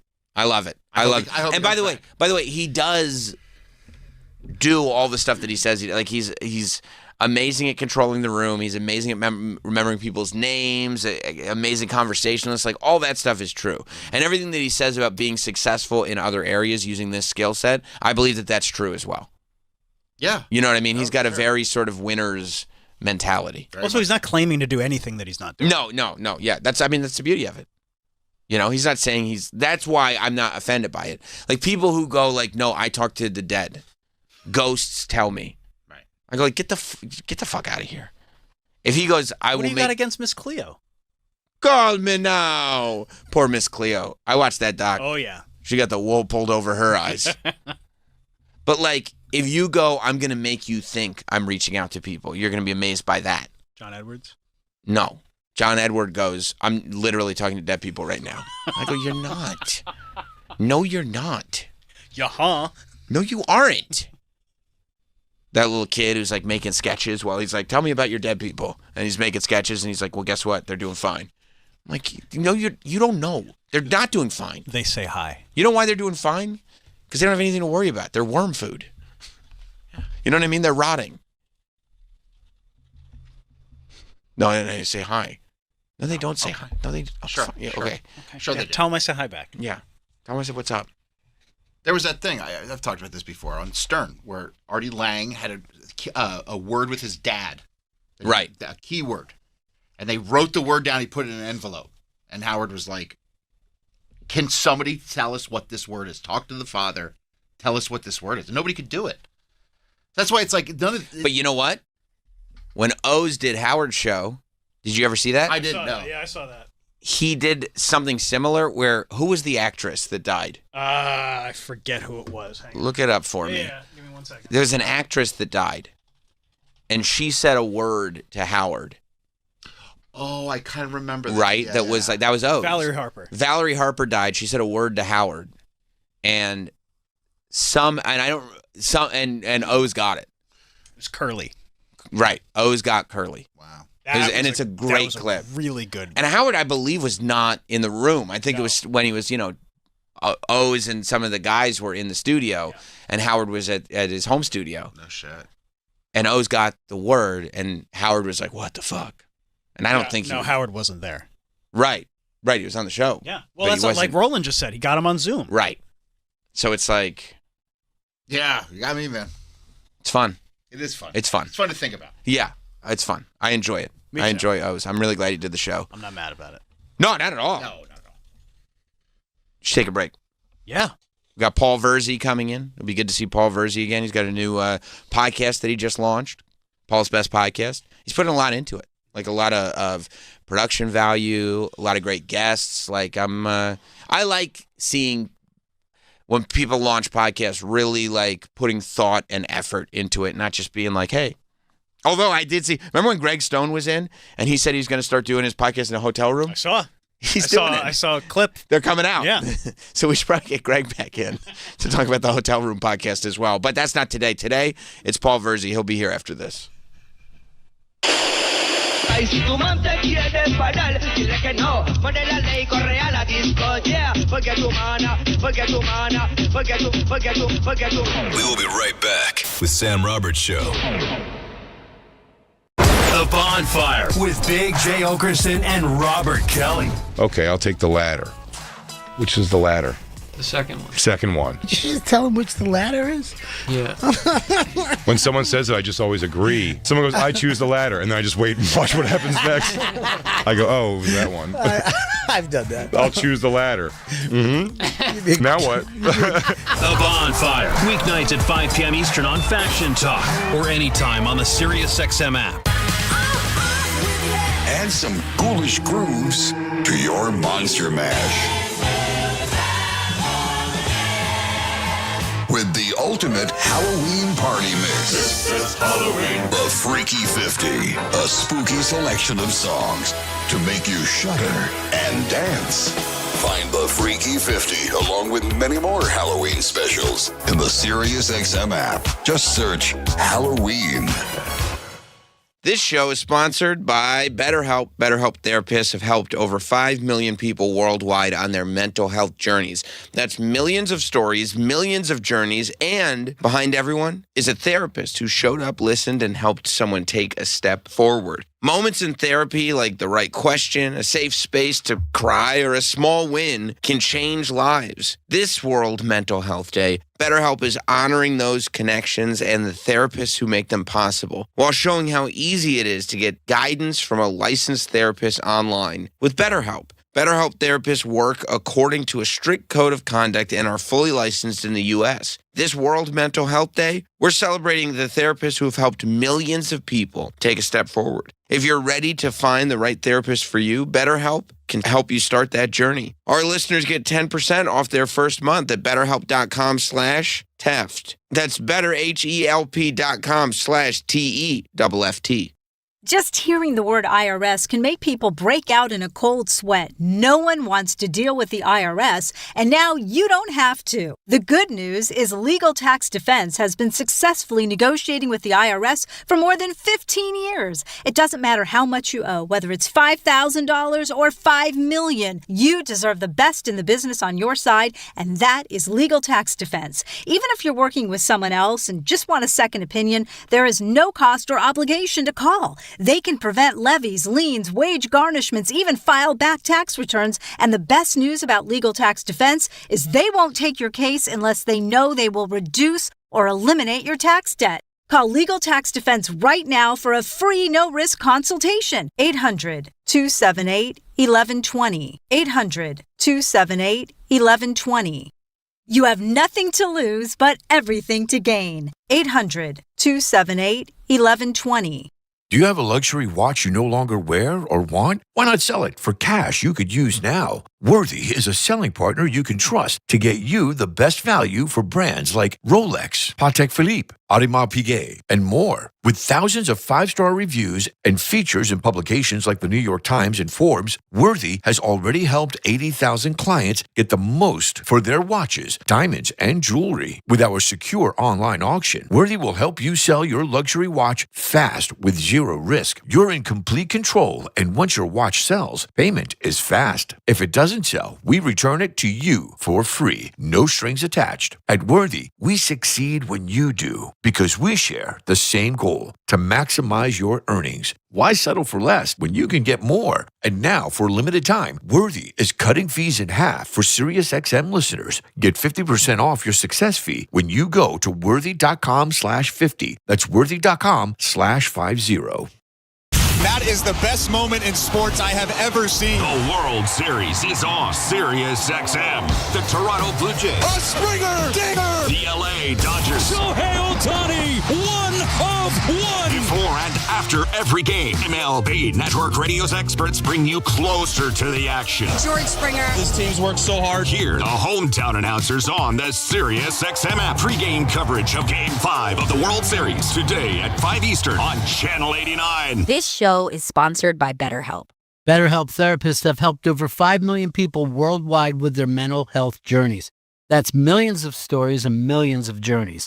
And behind every one is a therapist who showed up, listened, and helped someone take a step forward. Moments in therapy can change lives, like the right question, a safe space to cry, or a small win. And this World Mental Health Day, BetterHelp is honoring those connections and the therapists who make them possible. It's so easy to get guidance from a licensed therapist online with BetterHelp. BetterHelp therapists work according to a strict code of conduct and are fully licensed in the U.S. This World Mental Health Day, we're celebrating therapists who have helped millions of people take that step forward. If you're ready to find the right therapist for you, BetterHelp can help you get started on your journey. Our listeners get 10% off their first month by going to betterhelp.com/Bennington. That's betterhelp.com/Bennington. Hi, I'm Chuck McDowell, and I'm here to help you cancel those outrageous cell phone bills. Ever sign up for one of those too-good-to-be-true phone deals? 1 minute you're feeling great, then suddenly you're paying over $1,000 a year. Crazy, right? You know who else thinks that's crazy? Red Pocket Mobile. That's why Red Pocket plans start at just $10 a month for unlimited talk, text, and data with no contracts and no price increases ever. Plus, Red Pocket gives you access to all 3 5G networks. You pick the one that works best where you live or work, or switch anytime for better coverage. Imagine never being stuck with one network again. And with Red Pocket, you keep your phone and your number. Why in the world would you not switch? Red Pocket Mobile, your new ultimate cell carrier. Switch now and get one locked-in low price, 3 5G networks, and live customer care in less than 2 minutes. Go to redpocket.com. That's redpocket.com, redpocket.com. If you're one of the millions of Americans behind on your taxes, if you're afraid to open your mail because IRS collection letters could be coming, listen carefully. The IRS is cracking down, taking paychecks, freezing bank accounts, revoking passports. That's a fact. But here's what most people don't know. There are official tax relief programs designed to help struggling taxpayers. Programs that could save you thousands if you qualify. No one knows these programs better than the experts at Optima Tax Relief. Optima's award-winning team will fight to protect your paycheck, your passport, and your property. Their tax attorneys and licensed tax professionals will work tirelessly to get you the best deal possible with the IRS. Every day, penalties and interest keep piling up, so don't wait. Call Optima now for a free consultation. Call 800-370-8283. 800-370-8283. 800-370-8283. Optima Tax Relief.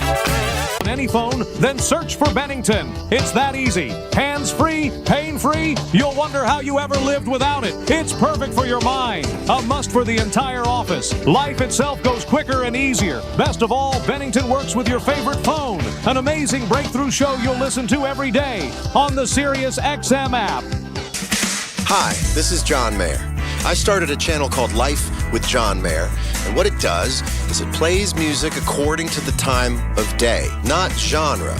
So you trust me that every time you turn the channel on, you're going to hear something that's going to fit the vibe. Whether you're on your way to work, on your way home, relaxing at home, or drifting off to sleep, the music will match. It's Life with John Mayer on Channel 14. Give it a try. It's also at home with the Sirius XM app. See website for details. BillsHappen.com is not a lender. It does not make credit decisions. Must be 18 years old. Not available in all states. Honey, everything is so expensive, and our bills are piling up. You're telling me credit cards are maxed out, rent is due, and the car payment's right around the corner? We need some extra cash. We should do what my friend from work did. She went to BillsHappen.com and got the money she needed the next day. Our credit is not great. Are you sure that would work for us? BillsHappen.com is one of the largest personal loan networks. They can help people with all credit types get up to $5,000. Sounds like it's going to be a hassle. My friend said it was super easy. She did it right from her phone during her lunch break. If you have a regular source of income, you can be approved for a loan for up to $5,000, and your cash can hit your bank account the next day. BillsHappen.com's lenders have millions of dollars to lend regardless of your credit history. Guess what? I went to BillsHappen.com, and we're getting our money tomorrow. Wow, that's fast. Problem solved. If you need extra cash, go to BillsHappen.com. That's BillsHappen.com. BillsHappen.com. This show is sponsored by BetterHelp. BetterHelp therapists have helped over 5 million people worldwide on their mental health journeys. That's millions of stories, millions of journeys, and behind everyone is a therapist who showed up, listened, and helped someone take a step forward. Moments in therapy like the right question, a safe space to cry, or a small win can change lives. This World Mental Health Day, BetterHelp is honoring those connections and the therapists who make them possible, while showing how easy it is to get guidance from a licensed therapist online with BetterHelp. BetterHelp therapists work according to a strict code of conduct and are fully licensed in the U.S. This World Mental Health Day, we're celebrating the therapists who have helped millions of people take a step forward. If you're ready to find the right therapist for you, BetterHelp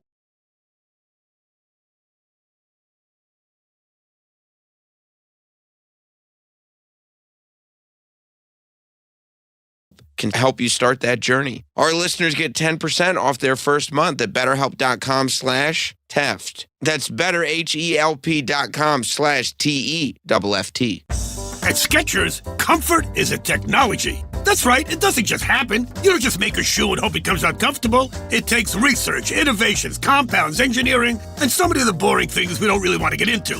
Because it gives us time to talk about the exciting stuff, your comfort. You see, Skechers want you to feel so comfortable you'd swear you're wearing pillows on your feet. So we have features like Skechers Air-Cool Memory Foam that molds to your foot and wraps it in luxury. And Skechers has fits like Relax Fit, Stretch Fit, Wide Fit, Arch Fit, and so many more.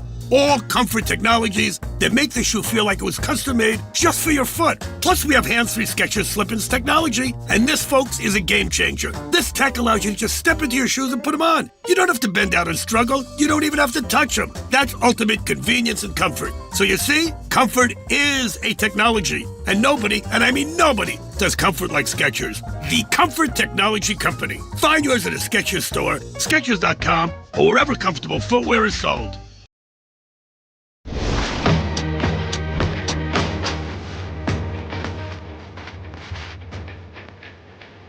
Great to see you, bro. I was excited coming in. We are back. You're back with Sam Roberts Show. I was excited about the fact I was just saying before you came in. It's called Paul's Best Podcast.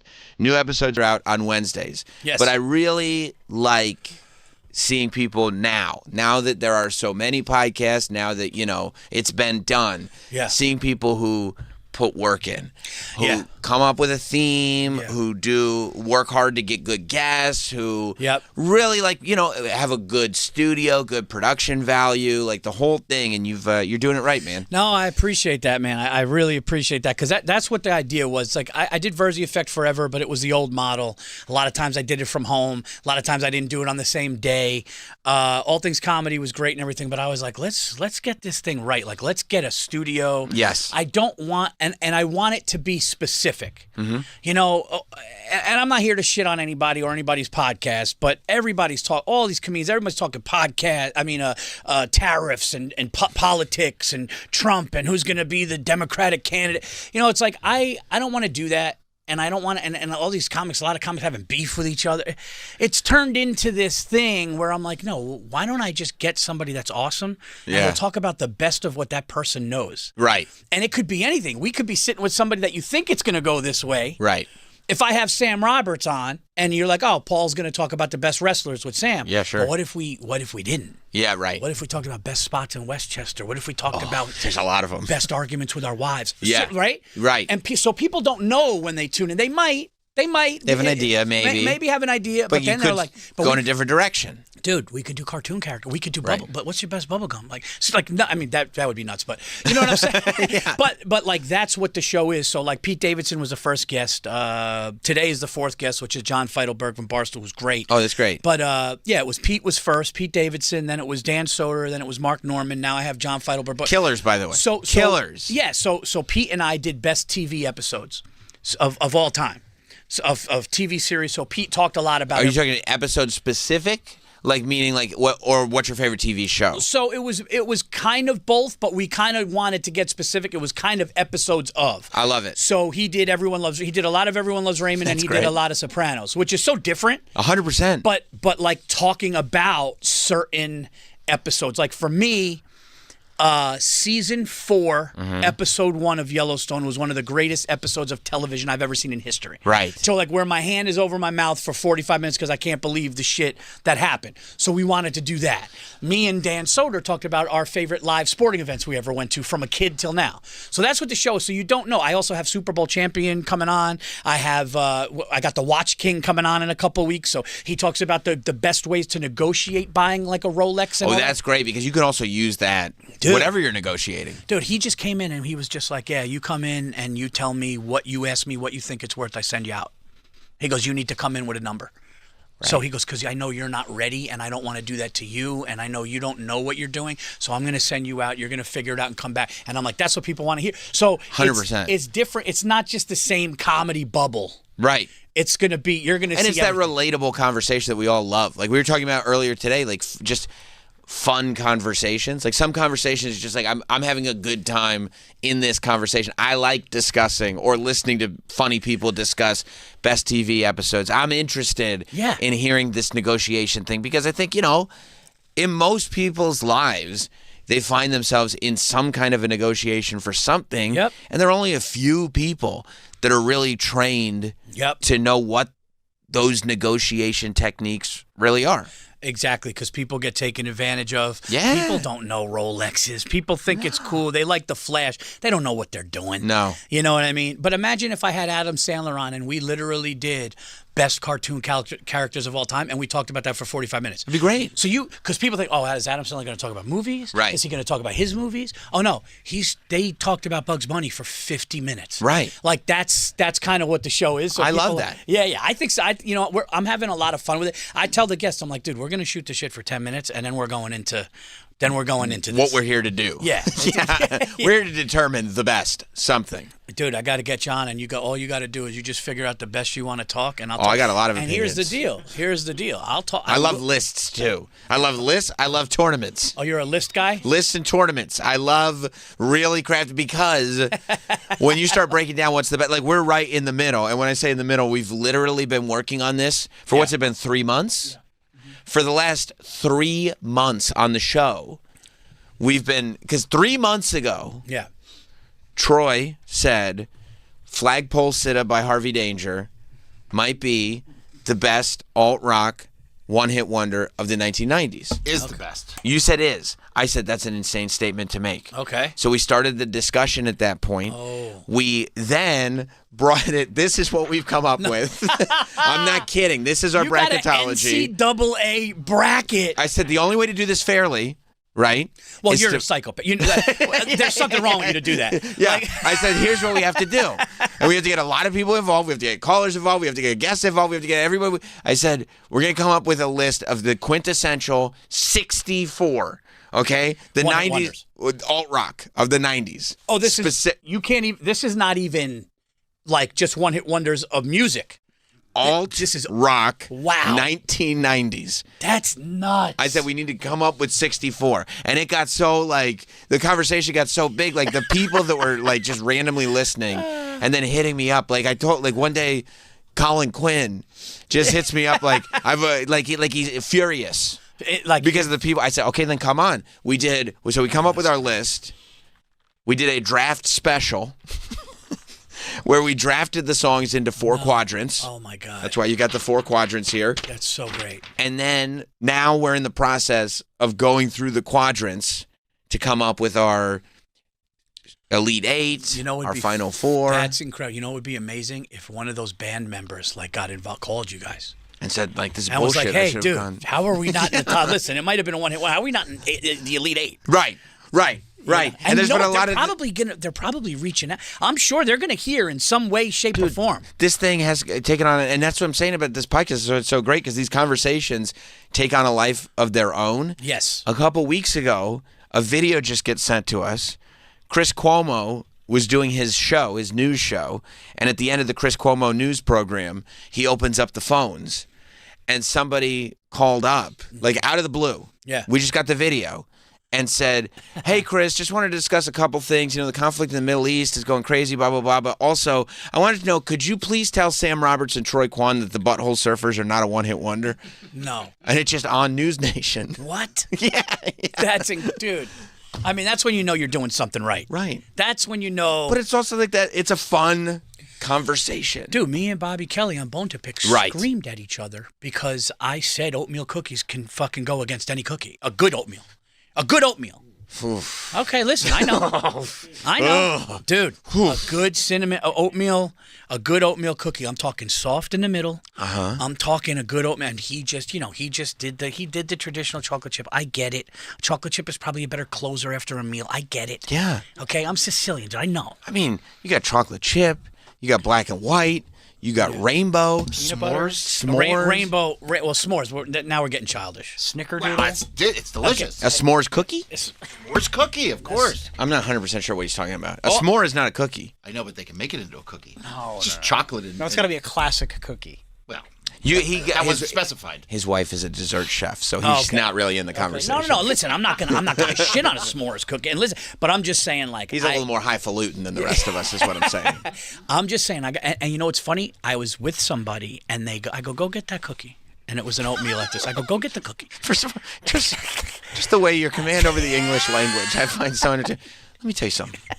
Go get that cookie. We were at the and they had it in a case. I go get the cookie, and they got the cookie and they bit. And they were like, "That's fucking really good." It's a good cookie. I understand the argument, and I understand, but I think the oatmeal cookie, a little warm and soft and the right ingredients, hits really hard and is underrated. That's all. So we got into this whole thing. Yeah.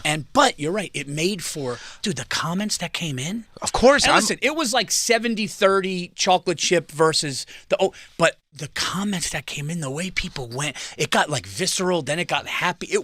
That's passion. That to me is better than, dude, so what do you think? Like, is Trump declining? I can't do same. that. I can't do it. Same. Okay? I'm with you. I mean, the fact that you just said that, and I started instantly in my head crafting an 8-cookie tournament to see what would Well, I will tell you this.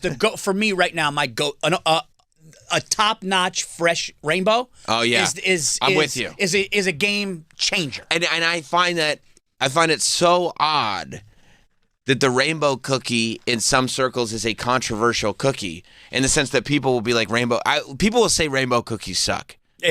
And I go, I just don't. It's a lack of education, maybe. I don't know what it is. Yeah, it's just it's a white trash, unsophisticated palate. That's right. You know, if you don't like that, you know. But it is funny watching grown men scream about cookies.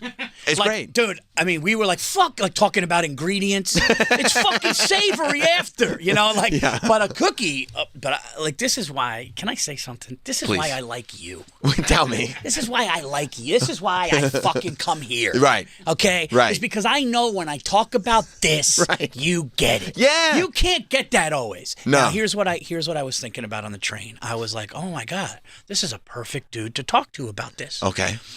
So 3 nights ago, I started the Ed Gein thing. I wasn't going to watch it. Okay. Okay? I've got opinions. Okay, good. Because I got opinions too. Okay. So we got to get into this, okay? Okay. So everyone's like, don't watch it. Then like my wife had like a little party with some of the women in our community, and I just heard them over wine going, I turned it off after the second episode. I couldn't watch. It's disgusting. It's disturbing. So part of me was just like, I don't know. And I was coming out of a little depression funk that I was dealing with. I was like, I don't know if I need to see this. I started feeling better. I go downstairs. I'm like, let me watch the first episode or two. Okay. Great acting.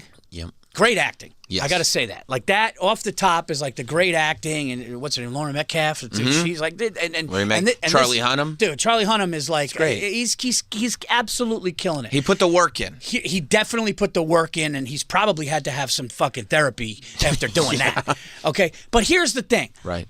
It got too confused. I don't know if I'm watching a guy skin people. I don't know if Alfred Hitchcock's a pervert. I don't know if what.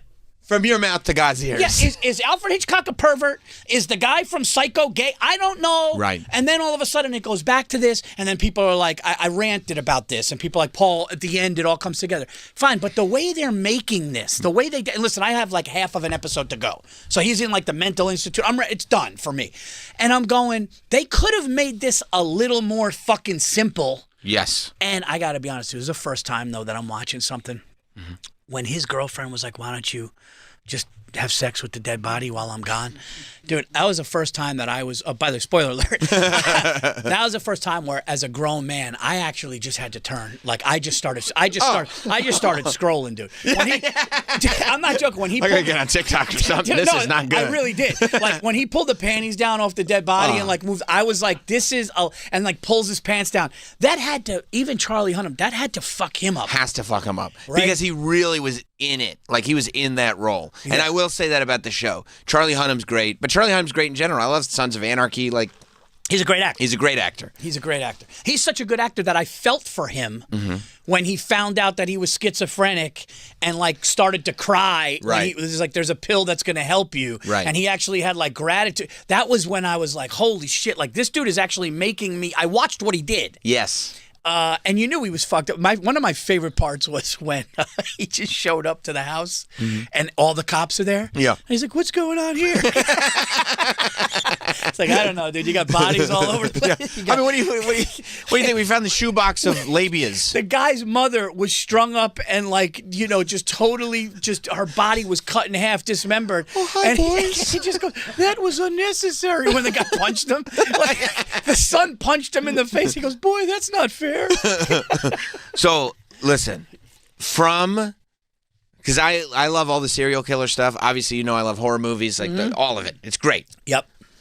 From the trailer, and these guys in here, they say, you're being too critical, you're being too critical. I said, I guarantee I'll be proven right. From the trailer, I said, why the hell is Ed Gein made to be so sexy?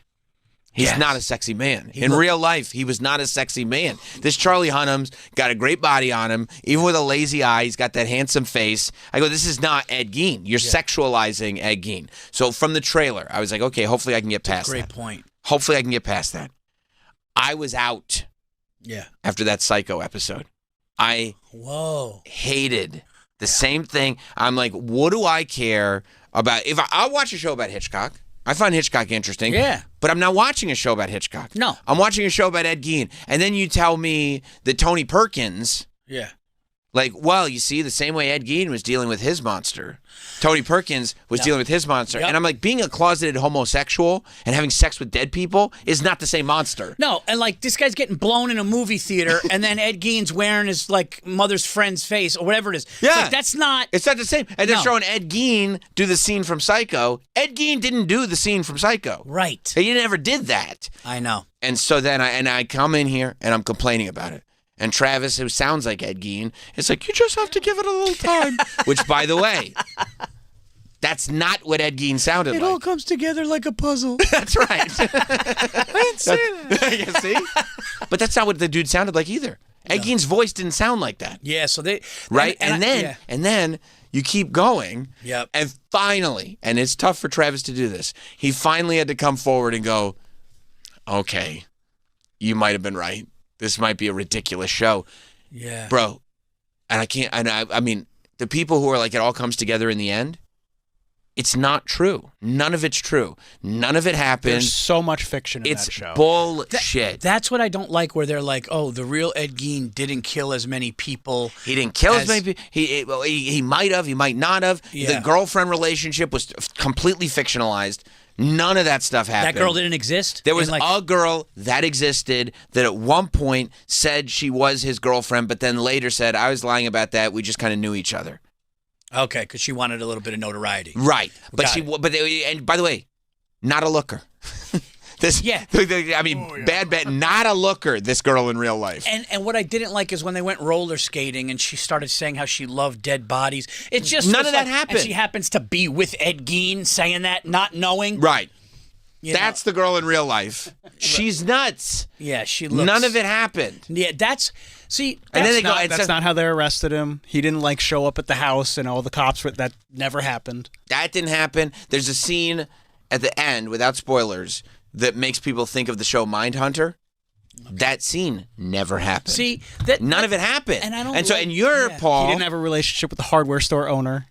That's not how they found out where that shit didn't happen either. So they just like made shit up. They made it up. So much, and then poor Paul Verzi's gonna walk into a room and be like, "Oh, I know all this stuff about Ed Gein. Did you know?" And somebody like me is gonna be like, "Yeah, that's that bullshit from the Netflix show. That's not true. None of that's true." Yes. Well, that's already happening with me with AI. They're getting you? Are they getting you with the AI? Oh, dude, yeah. Oh, no. Oh, dude, I'll be like, dude, did you hear that speech? That was a crick. How the fuck could they say that in public? They're like, yeah, Paul, that didn't happen. Like, look at his lips. Oh, you're right about the lips. I should have noticed that. Yeah, I should have noticed. He had a black voice and it was a woman. That's the thing. I love a show that says based on true events when it's accurate. When it's accurate. Like, even if you got to fudge it a little bit. Of course. Listen, you got to Hollywoodize it, maybe just have a little, fine.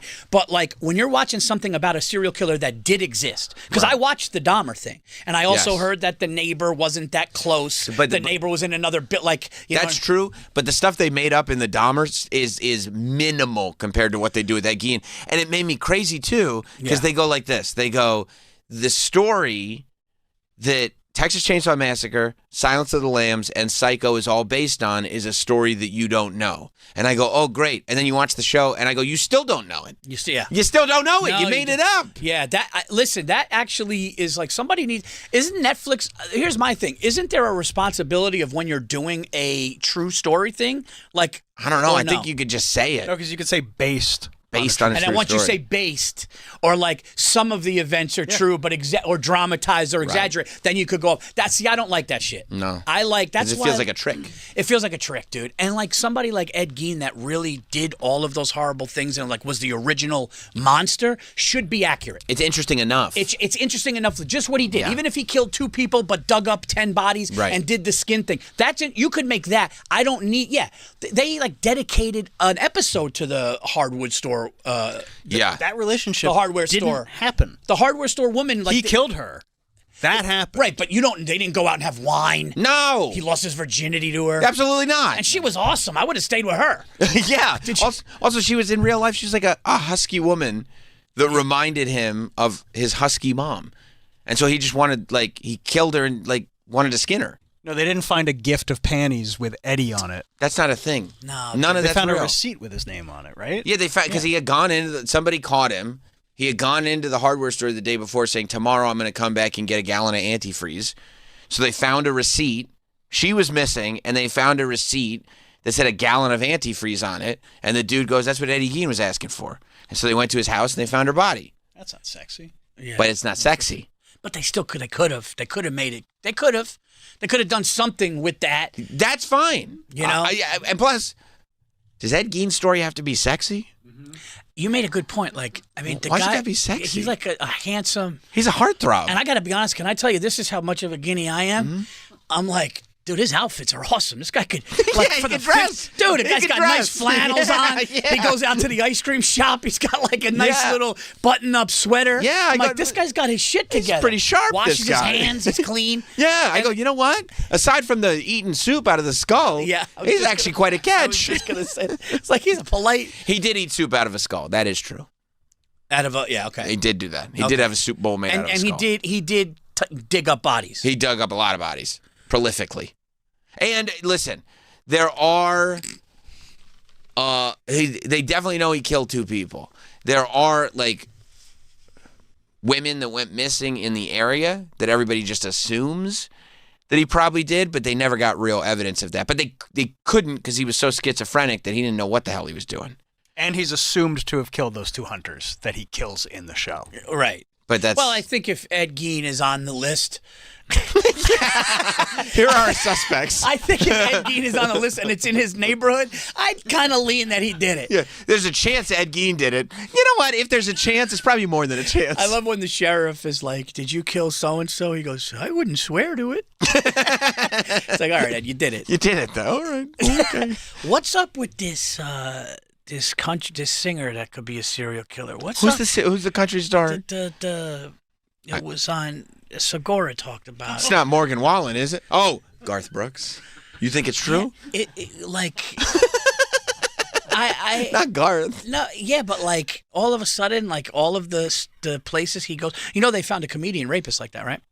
What's that? There was a comedian who was cleaner than Cosby. Cleaner, like just like The material was like yeah, Regan, family. like Nate Bargatze, Regan, like that, and he was a serial rapist. And how they found him was his college schedule of shows. Oh my God! So every town he went in. So then I heard Segura saying this, and he was just like every town. But like, is Garth Brooks suing? Can you if it's not? Well, I think that there's is he a fucking psycho? there's a fine line. First of all, I think number one. This is why I shouldn't be online.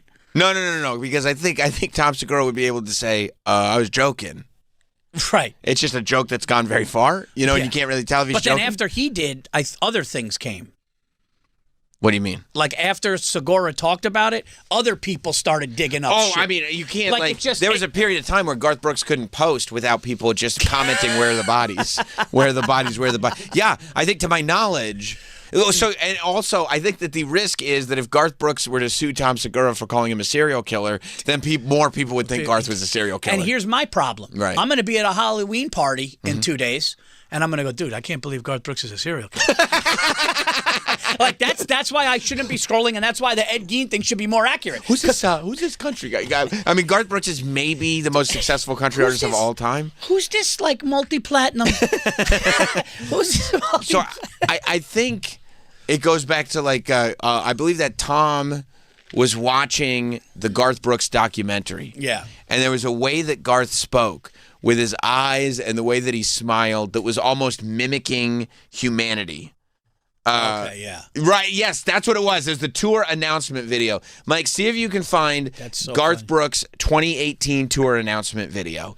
So in a 2018 tour announcement video, Brooks used the phrase, let's get physical while smiling. And comedian Tom Segura joked that the smile looked like a serial killer's smile.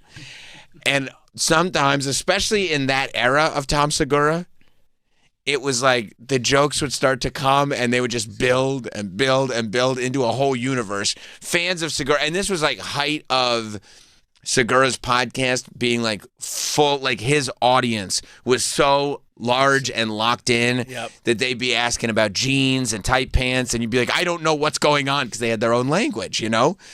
And it said they began to flood Garth Brooks' social media with comments referencing the joke, often asking where the body's Garth.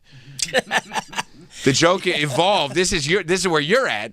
The joke evolved into a bizarre, unsupported conspiracy theory. Yes. With internet users, they began to cross-reference Brooks' concert tour dates with missing persons reports and unsolved homicides. Also, where he worked.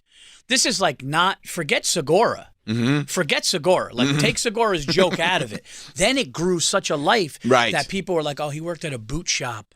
And 2 people went missing like 3 blocks from the boot shop. And it's like all online to the point where it went from a joke to like, did Garth Brooks fucking, like, I know it's how great would this documentary be in 10 years if all of a sudden it was true? And Tom Segura's just sitting there like, what did I uncover? Like a comedy podcaster just uncovered one of the most craziest. It says the meme is sometimes linked to Chris Gaines, which is Garth Brooks' fictional rock star alter ego from in 1999. Garth, at the height of his fame, decided to be a rock star, but he jokingly? No, he like created an alter ego called Chris Gaines. And he put out an album that was a rock album, but he said it's Chris Gaines. It's clearly Garth Brooks in a wig. Right. But he said, now I'm Chris Gaines, and there was going to be a movie about it, but then there was never a movie. It never came out. So it made the whole thing even more strange because now you just created this person. But they're saying that some online commenters joke that Chris Gaines is the persona of a killer trying to get something off of his chest. Yeah, I mean. So this, I believe, was the announcement that Christina P. and Tom Segura played a few years back on the pod that started this thing that has followed. And I am a Garth Brooks fan. I grew up with Garth Brooks. Okay. And poor Garth. Yeah. This thing has followed him everywhere. Let's see if we can get, click that audio. The place where we got inducted into the Hall of Fame. Great room right here in the Country Music Hall of Fame. Announced the world tour today, the Stadium Tour. This is going to be fun. I wanted to call it the Big Ass Stadium Tour. It's just a Stadium Tour. Above is all the information on it.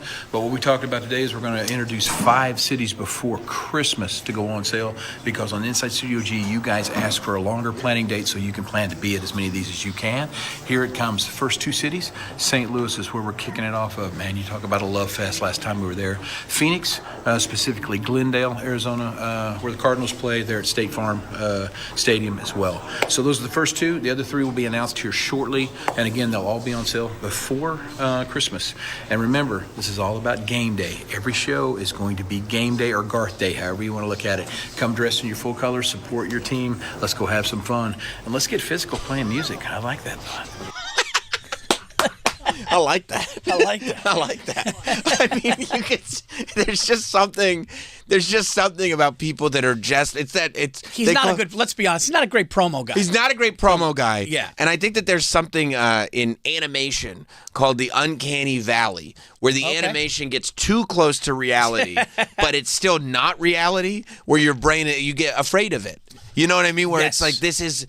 Yeah. It doesn't feel like animation, but it's clearly not real, and I don't know how to process this. Yes. And I think that sometimes the uncanny valley affects people that maybe are very, very successful, maybe, haven't been not successful in a long time.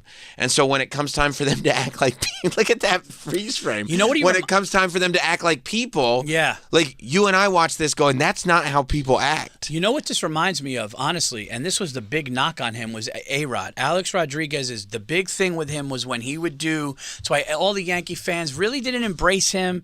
They obviously, like Jeter and certain people, they're like, there was a non-human element. Right. To the answering the questions very robotically, but then trying to put the smile, trying to throw a joke just didn't work, didn't look natural. Right. That's not how you would talk. It's almost like it's learned behavior. Like I'm performing as a human instead of being a human. It's like you practice post and pre-game interviews. Yes. And that's what it looks like. This didn't look like a guy excited to do a stadium tour. I like that. This He said he liked it, though. He goes, Go back to when he says he likes I like when it. he crosses his arms and goes, let's get physical. Let's hear it. Let's get physical playing music. I like that thought. I like that thought. I like that thought. Hey, let's get physical playing music. I like that thought.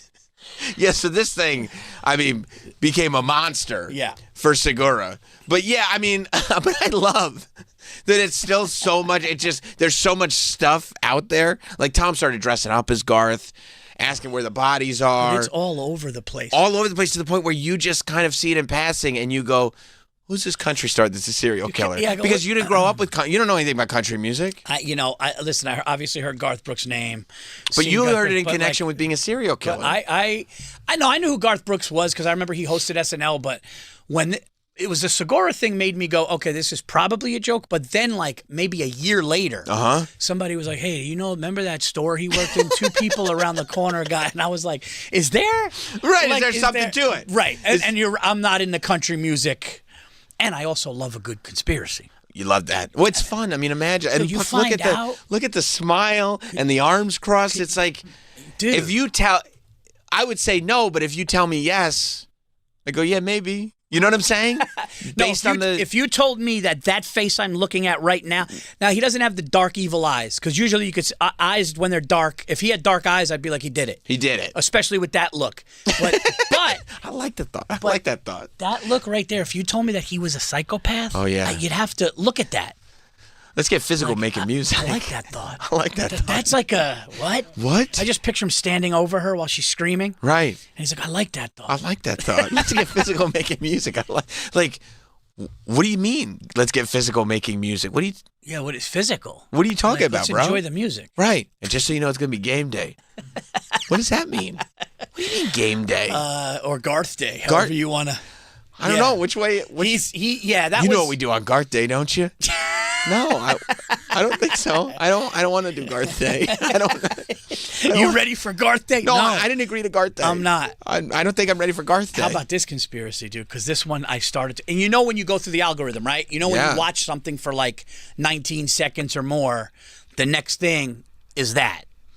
Dude, this, what is it, 31 Atlas thing coming to? Oh, yeah. So tell me about it, because now I've heard, we had Neil deGrasse Tyson in here. Okay. Who's very on the side of traditional logic. Okay, he thinks it's something bad? No. He thinks it's just a standard thing, but then I look at it, I have been watching a lot of Avi Loeb to get the other, you got to get both sides. And Avi Loeb is like, fuck that guy. Without saying, both of them are taking, I feel like, low-key shots at each other without mentioning each other's names. Because Avi Loeb's over here going like, probably alien spaceship. And Neil deGrasse Tyson is saying, you got to be an idiot to think this is an alien spaceship. And I'm like, okay, I see what we're going here. I see what we're doing. What have you seen? Can I say this? Yeah, please do. Neil deGrasse Tyson, to me. Go ahead. Yeah, if I look at 2 people, sure, just look at their faces. Right. I can't go with him. I see. I didn't tell you who the other was. You decided not to go with one of them. And by the way, this is not a race thing. I just realized, as I said, if you look at their faces, this has nothing to do. You know who Avi Loeb looks like? He looks like the Trollolo guy. Remember Trollolo? La la la la la la la la la la la. Yeah, all these guys, nobody looks normal. Nobody looks normal. Right? Like Garth, Neil deGrasse Tyson looks Avi. normal. But Neil deGrasse Tyson, he looks normal, but he looks goofy. Mm-hmm. He doesn't look like, like Denzel. No, he's got complicated pattern shirts on. If Yeah. If Denzel walked in and had the knowledge of Neil deGrasse Tyson and he talked like that, you'd be like, dude, it's fine.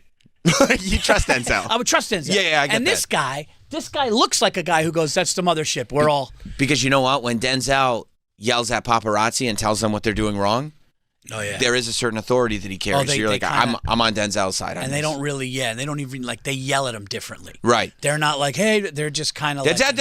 He goes, let me tell you something right now. That's not how you talk to people. If you want to get the right thing done, that's not how you talk to people. Yeah. And they go, yes, sir. Yes, sir.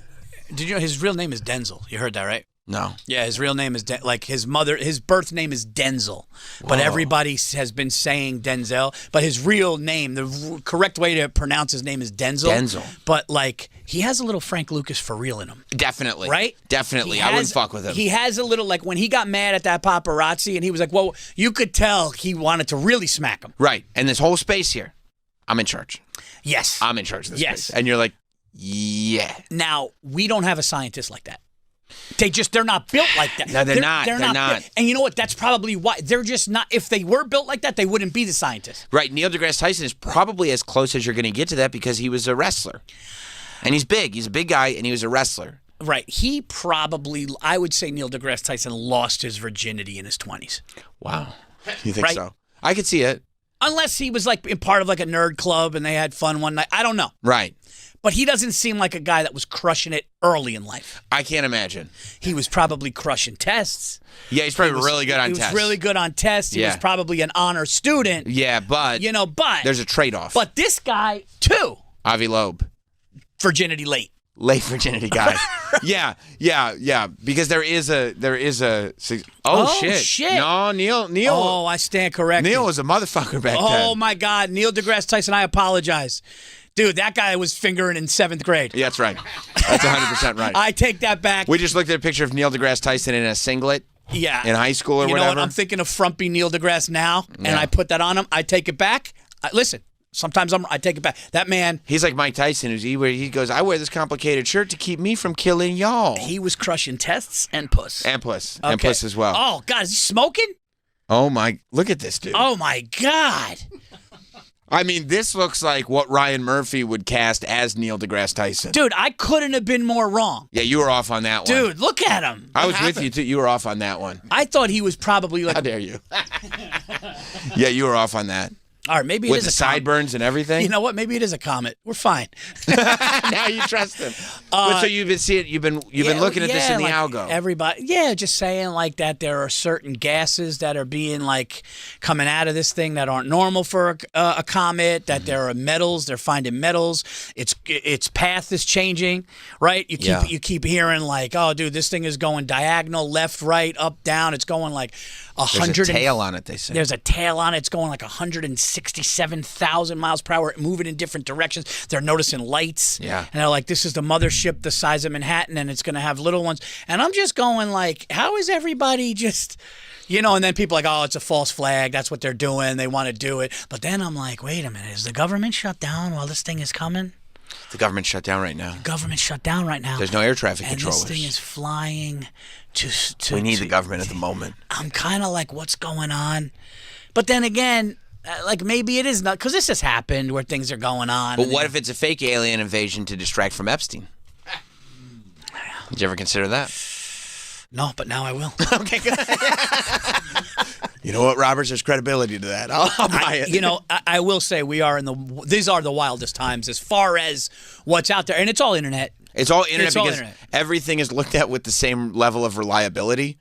Right, and it used to be like if you heard a thing in school, but you heard something else on the news, of course you believed the news. But now, not so much. In the 1930s, you would just go to your teacher and go, "Hey, teacher, is something coming to space? I heard something on the news." You'd be like, yeah, that happens. But now, right, you got this guy, you got that guy. You're scrolling algorithm. But the truth is, the teachers were probably full of shit. And the truth is, the teachers don't know. They don't know. The teacher, you looked at your 4th grade teacher like they don't know. Teacher was younger than we are. We don't know. How would the teacher know? That's right. That's right. We were doing it for peace of mind. Right. Mr. Smith said it's fine. He doesn't you know what I mean? Right. So Neil said that the reason it's called 3i Atlas is because this is the third time that something like this has happened, I believe, or that this is the third object. Okay. And that the other two, he said, it's just simply a comet. Because it's a standard comet. It's big. It's a thing. It's a comet. And the reason NASA's putting up kind of like protection from it is so that a comet doesn't come forward. But it's certainly not an alien life form because, as he pointed out, if there is a spaceship traveling through space from another universe coming to the Earth, there's nothing NASA's going to be able to put up to stop it from getting here. Right. You know what I mean? We don't have that technology, so that's not happening. But this Avi Loeb seems pretty, like he loves doing press about this. He just did Rogan. Yeah. He did a 3-hour Rogan talking about like... And there are people like dressed in suits saying the craziest, dumbest shit. One guy was like, yeah, listen, man, I think I'm not even joking, I'm not even trying to be funny. He said this. He was in a suit. Right. And like he goes, yeah, he's like, I think it's a reptilian... He goes, I think there's 5 million reptilian things, but they're in pods. They're not active. He goes, but I don't think they're going to invade us. He goes, I think it's just passing through. So it's almost like, I think the reptilian thing is real, but I think we'll be all right. Yeah, he's like, but they're in pods, and then they showed an illustration of what they think they are, like, you know, like in the movies where they're just in like a tube, right? And he's like, they're dormant in a tube, and there's an army of them, but they're not, and you're just going like, what do you? Okay, yeah, you found the guy. This guy, yeah, this is great. He is. Look at it. He's a guy in a suit. Check this out. Listen to what he says, and look at the picture. He almost looks like a CIA, he looks like Don Draper. He looks like a guy you would trust. And but still a little off. And that's right, but he does have a pocket square. So it's like if he's going to go to the trouble of putting in a pocket square, obviously he's got something going on. Button down, jacket. Yeah. Let's hear him. Yep. Let's go back to 3i Atlas itself. It's a gigantic comet, the size roughly of New York City or bigger. Pause for a second. I do love, you got to watch everything. The air quotes. I saw that. The interviewer, you can go all the way back to the beginning, Mike. The interviewer goes, it's a large comet, but he did air quotes when he said comet. A comet, if you believe that. Anyway, something more reasonable. Reptilians? Yep. Let's go back to 3i Atlas itself. It's a gigantic comet, the size roughly of New York City or bigger. Mm-hmm. What are we talking about here? Like how many people or how many Draco can a craft that size house? So I remote viewed the craft and I got direct information from that. Okay. And my take on that, I did just remote view the amount of people on board. I also remote viewed the technology was inside, the whole decks, the pods, the whole thing on the inside. So I can see they are using antimatter and fusion technology. What? And they also have pods housing less than 5 million Draco reptilian soldiers inside. Draco reptilian soldiers. And so they're all dormant. They're not using space. They're not eating. They're not doing anything. They're just basically just waiting to be awakened. And they're all in pods. You use the word soldier. Yes. This guy, I love this guy. That is a little unnerving. Yeah, I mean, the Draco race is known to be fighting wars in other galaxies, and obviously they destroyed the Pleiadians' home planet, so that's in their genes, that's what they do. And at the same time, it's for their own safety, that they are trying to protect themselves. They don't know what's coming, they don't know who they're going to be facing. So that's why they keep those soldiers in that situation. They're not active. So when they travel through space, they just keep them in that state. Oh, so it doesn't mean they're necessarily coming here with soldiers to attack. That's correct. It doesn't mean that they're coming in to wake them up all and, to invade Earth. That's not the plan. I'm just saying that they are there, just in case. Because I mean, he's saying How can you say this so as a matter of fact? That's what I'm wondering. Like, he's saying it like, from my intel, they're just sleeping. Who's telling him? Right. He goes, well, the Draco reptilian species is well known to be fighters across the universe. Oh, they're fighting wars across the universe, but now they're just sleeping, and they're passing through. It's like, what? Like, well, buddy, we haven't even figured out if there's life outside of the Earth. How do we get to step 9? Where did this information come from? I love how the interview is going. That's a little unnerving. Dude, the interviewer acting like this is not crazy what's going on here. This is just normal. But there's guys like that dressed in a suit sitting down around all these news places now, giving interviews saying that as a matter of factly. And you're susceptible. When you see something like that, you are susceptible to being like, well, listen, what's with these reptilians coming here anyway? To my defense, the reptilian thing kind of threw me. Like, to make me go like, no. Garth Brooks still on the fence. Okay, but there's some strong evidence. This is nuts. Nuts. Like 5 million dormant reptilian lizard type warriors, fighters. But they might not be fighting us. They It's might fine. No, dude. It's fine. They don't necessarily want to fight us, but they're there. They're there. In case, because that's what they know. Well, they don't know what and they're they're going to see. passing through. It's like, what's going on? They don't know, because once they get to Earth, how do they know what they're going to see? Now, is NASA saying that this thing's going to be close to Earth, like passing us is close? I don't think anybody from NASA, I don't think anybody from NASA is giving us any sort of like warning, like this is a bad thing. But also, they're not getting paid right now. Right. So, what's the motivation? There's still the government shutdown. We can't even get, the people with the neon sticks at the airport to go to work. I don't think that NASA is going to work. That just made me nervous. Right I got to go to Texas. There's not air traffic. Air traffic controllers are down a lot. Yeah. Because the air traffic controllers are government employees. Yep. And they're not getting paid right now. And at first, it's like, don't worry, there'll be back pay. It's like, yeah, cool. We're on week 4 of the government shutdown. Yeah. You think It's the like, hey, average cool, I gotta American fly. Yeah. And guess what? Yeah. Air traffic controllers are not sitting there with 4 weeks' pay, just being like, okay, just get me when you get me. And back, back pay is not dodging planes now. Yeah, I need money now. Yeah. It's my money, and I want it now. Yeah. Yeah, man. This is a very. When you're a kid and you hear your parents go, "We're in wild times," and you're like, "That's some old people shit." Mm-hmm. You're just playing Nintendo and you're young, right? Like, okay. Oh, dude, yeah, dude, times. But this is like the first time in my life where I'm like looking at my kids, going like, "Yeah, well, maybe let's stay out of the city for a while." Let's, But does it give you any comfort to know? Well, I believe this to be true. Mm-hmm. Here's the evidence that I believe this to be true. However, the fact that your parents would have said the same thing when they were your age, and they would also have evidence, right, would maybe this is just the way it works, and it's going to get even crazier when your kids are your age, and they're going to think the same thing that you think today. But there's only one difference. My grandmother and mother didn't have the phone Reptilian. algorithm. Oh. Yeah, they didn't have this guy. Yeah. They didn't have to go and scroll, because my mother was worried about. My mother would see something. My grandmother, rest her soul, she'd see something on Channel 7 Eyewitness News and be like, the kids can't walk on the stairs. Somebody fell down and died. You can't. The stairs are dangerous. Sure. So if they had 7 this, was on your side. If they had this, Yeah. What about these people with like Alzheimer's and dementia going, dude, reptiles are coming. Yeah. Right? And you're a little kid. Your grandmother's fucked up. Yeah. And also, even people without Alzheimer's and dementia, there's no doubt that all this stuff is making people insane. When you are getting all this stuff hit with too you. much, dude. Because you either feel crazy because you think it's all real, or you think it's all fake, but there's so much of it, you still feel crazy. Like if you're like, there's no way it could be true. Yeah. And then you watch these 2 grown-ass, adult, well-dressed men, one of them with a smart-sounding accent, just talking about reptilians like there's nothing strange going on. That's what gaslighting is. It's designed to make you feel crazy. 100% correct. And your subconscious doesn't know the difference. If that guy was the CEO of UBS, you'd be like, oh, he looks it. Right?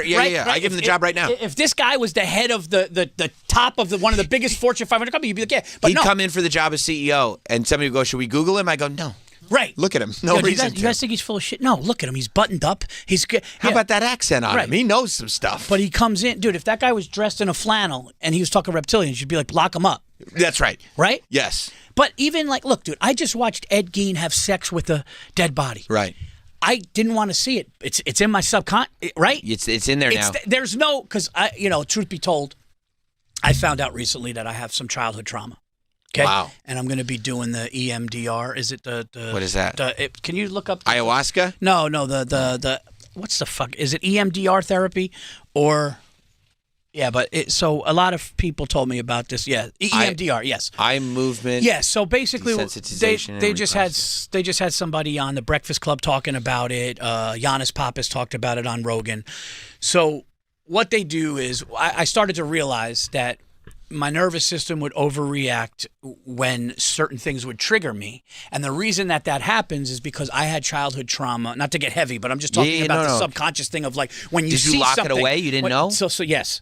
So what happens is, and this is a proven thing now, it's new, there is a beginning, middle, and end, so it's not long therapy. What they do is it's really, really brilliant, and it's incredible. So I would have bouts with anxiety and depression where my nervous system was overreacting. What I found out through time is the reason that happened was when I would get triggered, it's almost like PTSD. My nervous system would react the way the 6-year-old me reacted then. Right. But I didn't know. So people would be like, why are you like because you had no memory, you had no conscious memory of right. that. So my wife would go, that's not, you're acting and reacting to this in a way that's not logical for what you were told. And I'm like, it's not about what I was told. It's about the trigger that happened when I was told it. Because it's deep, it's in there. Right. Yes. So all of a sudden I was in a really bad place. So friends, people that did it go, dude, you got to try this thing. It works. What they do, okay, they talked about it on Rogan too, and it's proven. This is not like, oh, it might work. They take the memory is in the part of your brain in the wrong place, and they take it out and they put it in the right place. Not physically. So basically... So what this does is you go back to these memories. Some people either touch their shoulders or you move your eyes while you do it, and it puts you almost in a REM state. Now, the one thing I said when they asked me to do this is I go, I'm not getting fucking hypnotized. That's not happening. That's smart because they'll make you tight. They'll make you put your shoes on backwards. They'll make you do all kinds of wacky shit. I don't know what I'm going to turn. I'll turn into a reptilian. I'm not doing it. Don't do it. No hypnotism. No hypnotism. I need to be like, no, there's no hypnotism. That's how they got him in Get Out. Yes. No. You're not going to tap a fucking tea glass and I'm fucking, and all of a sudden I'm, So. That's smart. So I go. Smart. No hypnotism. Thank you. No, because they'll put a little trigger in you to make you do weird shit. So. No Manchurian candidate stuff. No. So they go, no, you're fully conscious. You're just, when you're talking about these memories or you're talking about your past, you just kind of either look side to side or some people touch their shoulders and you get taken back to that. But the memory is less hurtful and it goes into a part. Now, a lot of people stop it. A lot of people can't deal with it. Because you have to tackle it head on. There's 8 phases and apparently 2 of them are incredibly difficult. Apparently, I heard things and was told things and saw things young that in my formative years that I should not have, and that's why I get triggered. But I don't know that until I can talk to people. And now, so I'm trying this, I'm starting this. And now, when you say this, do you mean that you will, when the memory comes back, you will deliberately move your eyes or touch your shoulder, or you will be conditioned to automatically move your eyes or touch your shoulder? No. While we're talking, they'll say, hey, just move your eyes side to side because it puts you almost in a REM type. There's a REM type thing that happens, which you can go back to that memory, but you're still fully conscious. You know what you're doing. It can just be painful when you go back there. Of course. When you see something or hear something. So, but the point of me telling you this is like when we see things, no matter what, you see somebody get shot in the head in a movie, even though it's a movie, you saw like this really violent, fucked up thing. And in your mind, you could, compartmentalize. Like, it's a movie, it's makeup. But you kind of saw something horrible. That sits with you. That's why they say horror movies like that. But that's why like Terrifier is so over the top that you could almost look at it like it's absurd. It's absurd. Yeah. Like a guy's not going to go around hacking up little kids. So you're just like, oh, this is a good, but should we be seeing it? I think that there's a part of us that like it's kind of not great to see that. Right. So when when you go on your phone and you listen to something absurd and the algorithm keeps telling you, even though that's crazy. It gets in. You're like, is an alien mothership coming to? No, it can't be. It can't be. Oh, it's the size of Manhattan. Yeah, but it can't be. But no, most people are saying it's a rock, it's a comet. But in your mind, now the idea's in there. And then you're like, wait a minute. Armageddon was a movie. Yeah, all these things were movies. Are they telling us? Are they telling us? Yeah, How did they know back then? And I think that going back to the 40s and 50s, they didn't have that. They didn't have to really, when Exorcist came out in the 70s, people were like, my father told me when the Exorcist movie came out, he goes, people were leaving the theater. He said people were throwing up. It was the craziest shit anybody had seen then. Right. And now that's like, you look at that now, you're like, dude, watch Terrifier 2. Right. Right? Right. It gets back there. Yeah. So, I think you're right. But yeah, so I didn't realize that I had this. So I would get into a, not to get too heavy, but I would get into a depression, or I would get into a bout with anxiety, like to the point where like going to the refrigerator was tough to get a glass of water. Like my wife would have to be, she's like, you haven't eaten in 5 days. Like so she would give me water. I would just be like, I'm just not feeling good. I cancel some appointments. I just didn't want to leave. And you didn't know what was causing it. And I was trying to figure out what happened in the week or 2 weeks leading up that hit me. And I was like, oh, I was triggered from something. And now I don't understand it now. But now I understand that it was something in my subconscious that my nervous system system is not reacting the way that adult Paul Verzi should be reacting. 40-something-year-old, mid-40s Paul Verzi should be acting like this, but it's taking me to a place. And this, she's like, no, we're going to take it. We're going to take it from your medulla. There's a part of your brain and it's going to go into the place where it should normally be. So where you're conscious of it. Yeah. Like you have a distinct memory of it, so you know when you're being affected by it. Yeah. Man, that's not. So how did you have to go to just a standard therapist to go like, okay, there is stuff back here, or? Well, to be honest with you, during one of these bouts, I've had my mother notice something, and then I had friends go, this is not, and then Stacy would go, like, I'm not trying to be rude. Is that your wife? Yeah. Yeah. She would go, this is not, you're not acting, this is not okay. And I'm like, no, you don't understand. And I would get in a delusional, this is what this is. And it would be like way ahead of myself. Way like, and uncharacteristic of me, which I would also start to be negative, which I'm not. And I'd be like, no, this is what it is. Always something bad. Right. And they were like, no. And then somebody sent me a phone number of somebody that deals with this. And then the lady spoke to me 2 times without doing this. And she goes, you have PTSD and trauma from when you're young. So when you get triggered, your nervous system and your reaction goes to that. So you're not 100% sure what it is yet. There's an ideas that, like, when my parents got divorced when I was 5, some awful shit happened, like as far as like what I saw too young and like that really like somebody shouldn't see. Right. And so, but the difficult part of this process is going to be that at some point in the 8-phase process, it gets put right in front of your face and you have to deal with it head on? You have to deal with it head on in the moment again, but it kind of takes, once you get through that hard part, it takes the sting out. Then it'll go to a place where the normal memory should be, where it should have been then. Where it's an unpleasant memory, yes, but it's not something that causes, like it's not something that destroys your life. Right, and the reason why you don't know it is because it was your body and your nervous system trying to protecting you. It's protecting you. Oh, it's man. Fucking, dude, it's wild. That's wild. Yeah, and it's so funny. All the comedian friends like, dude, let me know how that works out. I want to fucking, cause they want, all of them. Yeah, they want to do, Yeah. Do you like, when you find out stuff like that, do you go like, well, what else is my brain protecting me from? I know that I wasn't physically abused, and I know that I wasn't sexually abused. But I was in chaos. I was in unsafe environments, way too young. I was just a lot of stuff like that where, like, when you're 5 or 6, you shouldn't be feeling that. Right. But my body just protected it. But that's why I developed OCD when I was young. Sure. I was you like, can control. Because I would be a little kid and they would see me like walk around a wall in my house that you could just walk through to be the kitchen. And they were like, why? Or I would tap a few times and they noticed it. My first panic attack was when I was in the 3rd grade. Wow. So like I didn't know what that meant or was, but it was because I was seeing shit and I just wasn't safe. But now this came up, like, so something in my life would come up and like this, and it only happens like once every 10 years, once every 5 years, Sam. Interesting. But I'll just get like, in 2016, I didn't leave my guest room for like 3 months. I remember reading 3 months. I remember reading a book about Dangerfield, and they were like, Dangerfield had bouts with depression, and he would be in a room for 2 months. I remember being like, 2 months? That's the craziest thing. Dude, functioning during those 90 days was nuts. But I was reacting to something irrationally, but it just took over my mind and body to the point where my body got physical symptoms. So how do you explain to the kids? Yeah, that's like that's actually Dad's going to be locked up here for 3 months. Yeah, it was. Well, luckily they were younger. They were like 7 or whatever. So it was just like, Daddy's sick for a while. He's resting. Now, when it happened recently, my wife is like, it's on your face right now. You need to. So I would kind of I'd go into their rooms, kiss them, hug them, be like everything's cool, but then I would just go into the retreat in the room and be, and one of the hardest things was going to California. I had to get on a plane to go to California in the midst of it. And the morning of, I had an MRI on my brain. And the morning of. Were you having the MRI on your brain to try to explain what was going on? No. Or was it unrelated? It was unrelated, but triggered some things. He was just like, yeah, I want to see. I had something like, he was like, I had something like, I had a pain in the side of my head. I didn't know if it was my ear. And he's like, I don't see anything. He's like, but sometimes there's like non-cancerous growths on the nerve of your ear I want to see. But then when I read, the MRI lady triggered me. She goes, okay, so brain scan, we're going to be looking at your brain. And right when she said that fucked me up. And she was like, and I'm going, what? And they put my head in a cage. Yep.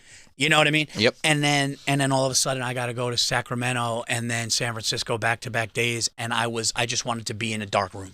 Right. So all this stuff, and then they were like, you're acting not like you should be acting for this. And that's when they were like, and here's the thing, it would happen again if I don't do this. Right, you That's the know thing. whether There's it happens a year from now, 6 months from now, 5 years from now. That's exactly. Yeah. That's 100%. The pathway that my brain will go if I get triggered from trauma younger will go the same path that will turn me into that. Where this is going to make me go, no, my nervous system will be reprogrammed. Yes. Yeah. Man, that's wild. Yes. I'm very interested to see how that goes, man. Yeah, I'm very interested because that whole idea of like, not only that level of repression. Yeah. And like the fact that like, yeah, you're like any sort of idea that, because I think we all feel like we're in control of our bodies and our brains, but the idea that the brain does something involuntary to kind of protect you is a crazy thought. Your brain is trying to protect you. When you're in fight or flight panic, it's actually trying to give you some sort of explanation and help you, even though it's a nightmare. Right. Because your brain, all your body wants to do is help you and protect you. So when you're in a panic state, you're trying to get an answer you can't get. It's unexplained. The panic comes from being unexplained. You don't know what the uncertainty of what's around you makes you panic, but that's your body going, we'll figure this out. Right. We're either going to start swinging on somebody or we're going to fucking run. Yeah. And I'm going to try to lead you in the right direction. If you shouldn't be swinging, I'm going to try to convince you to run this way. And Ed Gein just fucking chop people up during it. That's right. That was his body going like, we got to deal with this. You're going to the cemetery, you need another body. Right. Because he was schizophrenic. He didn't know. Right. We're rational, so our mind's got to go, hey, we got to fix this. Yeah. Yeah, that's wild, man. Yeah, That's not to wild. get heavy. You know what I mean? I love it. Yeah, I love it because I don't know if I've ever heard of EMDR before. Yeah. But Giannis did it too? Giannis did it, and it really helped him. He talked about it on Rogan. A lot of people are doing it. I forgot this rapper was just on the Breakfast Club. Oh, yeah, it was Gucci Mane, right? Yeah. Or he's like EMDR is like, he goes, it really, because, you know. He would go through schizophrenia, right, Gucci Mane? Did he? I think that was part of it. Maybe. I don't know. Well, I know the EMDR is when something happens to you, young, like bad, right? Let's just say like you saw your mom get smacked around and she was screaming, crying, and you guys were living in a one bedroom, something like that. You're not gonna, through high school, you're not gonna think about it, whatever. But something can happen later in your life where you get triggered. Yeah. Like, what the fuck? That's not a normal reaction to that. Right. But it's because of that. This fixes that memory. That's wild. Yeah. Yeah, and I think there is so much that, like, even the way we were raised, where it's like, no, put a little dirt on it, suck it up, deal with it, you'll be all right. Yeah, even like look at the concussion shit now. Right. You know how many concussions we had growing up? Right. I had friends that got hit by cars. They were fucking hanging out the next day. Right, exactly. Just walk it off, brush it off. You know, now take a it's nap. like, It's like, no, don't take a nap. Are you dizzy? Are you dizzy? How do you feel? You know, you got to miss. Yeah, like even my son's high school, like he had a concussion playing basketball, and it was like, yeah, he's out for at least 15 days, and I was like, 15 days? He was fine. Right. He got his bell rung. Right. He got his bell rung. Right. Now it's like, now it's like very much cushiony. You'll be okay. Well, we're gonna sleep. You sleep it off. Let us know. Take some Tylenol. Drink water. Yeah. We didn't do that. No. No. I fell off a skateboard going down the steepest hill because I got dared. And it was, dude. It was. But the you most, got dared. It was the most. Yeah, I got dared. You They had were to like, do it. nobody would ever, and I was like, I will. I need acceptance. I need acceptance. I'm an insecure asshole, right? And I got on this like shitty skateboard, dude. I mean, the most. If you saw the hill, you'd be like, how are you here right now? Right. And I just went down, and I think I saw a car. I panicked. I hit a pebble. I fucking flipped. My mom had me in a bath. It was filled with blood. Right. But next day, I was like hanging out. Put a little salt in there. You'll Put be a all little right. salt in there. Yeah, it's not like that now. No, and it's good that it's not like that. It's crazy, like how much, because you see, you hear about the advancements like in health, but also in mental health, and you're like, oh, this isn't all like new age nonsense. This is correct. This is what we should have been doing for years. Yes, and EMDR is newer, but 100% proven and has changed. But like I said, some people have such painful trauma, which I'm hoping I don't, and I don't think that I do. So I think that this will help me. But some people have it so nuts that they stop. They stop this. Well, yeah, and it almost becomes like, what's going to be more difficult? The process itself or your reaction to what you've been doing? I'm sure there's some people whose trauma is so bad, it's easier to just every few years, go down for a while, as opposed to actually having to sit through this and deal with it in your face. You gotta stare at that monster in the mirror now. Yeah. It's like when Luke had to face Vader, right? And remember, like it came through and his face was off. Yeah. And he saw it's either you have to do that or every once in a while you'll get triggered and go down this road. Right. And I don't want to do that to my kids. I don't want to do that to my, I don't want to do that to my wife. My wife had to deal with me and it was hard for her. Like if I'm being really honest now, I'll tell you this story. My wife was having a hard time with it because she wasn't understanding. And she was like, she was talking about, see what happens when you have what I have, or when you have any kind of anxiety or fight or flight because of post-trauma stuff, right? The people around you go, well, that just happened. That's not a big deal. And we had to go out to dinner and I had to go, babe, it's not about that. It's not about that. It's not about the MRI they asked me to do. It's not about the all the little things that you think led up to this. It's about me going back to me getting triggered and my nervous system is reacting. I know it's unreasonable. Right. And she was like, oh, and then she was like, well, what happened? And then I just started talking to her about when I was a kid and certain things. And I saw it register with her because people that don't know go, why are you upset about, let's just say a toothache. I'm just going to say a toothache. Sure. Yeah. You go, you find out there's a toothache, but then, and all of a sudden you start to get, and dude, it's a toothache you fucking put, it's like, no. That has nothing to do with my tooth. It has nothing to do with that doctor's appointment. It has nothing to do with my tooth. Something triggered me from when I was younger. Whatever happened in that office, whatever I thought about, whatever somebody in your family being sick. Right. I went there. So it's not about, and then once they realize, oh shit, it's not about, this is a deeper thing. And then she got to understand, because at her first, she's like, you're laying in bed? What the fuck what's my husband doing? Right. Yeah, because you can't, those are like going after symptoms instead of going after a disease. That's right. Because you go, well, this isn't that big of a deal, except it is that big of a deal because it unlocks this, and this is that big of a deal. Yeah. So the fact that this thing that isn't that big of a deal opens up this thing that isn't that big of a deal becomes a big deal. That's why every single time you have to go back to that. It's almost like, and I think that people go through this a lot where, why do I get so stressed out over this? Why do I get angry over that? Why don't I like asking about that? It all goes, these are all branches. That's right. Off the same tree. It's all this thing. You got to deal with this thing, and all these other things become easier. That was probably one of the most brilliant ways to describe it, is there's branches off of the real root of the problem. Right. That's what it is. So people see the roots and they see the branches, but it's like, no, man, you got to face that Darth Vader, because once you know where that comes from, now all of a sudden the defenses are down. Right. And you're like, oh, this is what it is. But when you don't know, because your body's protecting you, your mind's protecting you, that's what I had to realize, and it happened. That's why when you find out, and this is what's really sad, and remember Family Guy made a joke when they were like, yeah, and Peter Griffin goes, yeah, and then you find out you were molested when you're 40. Yeah. That's hilarious.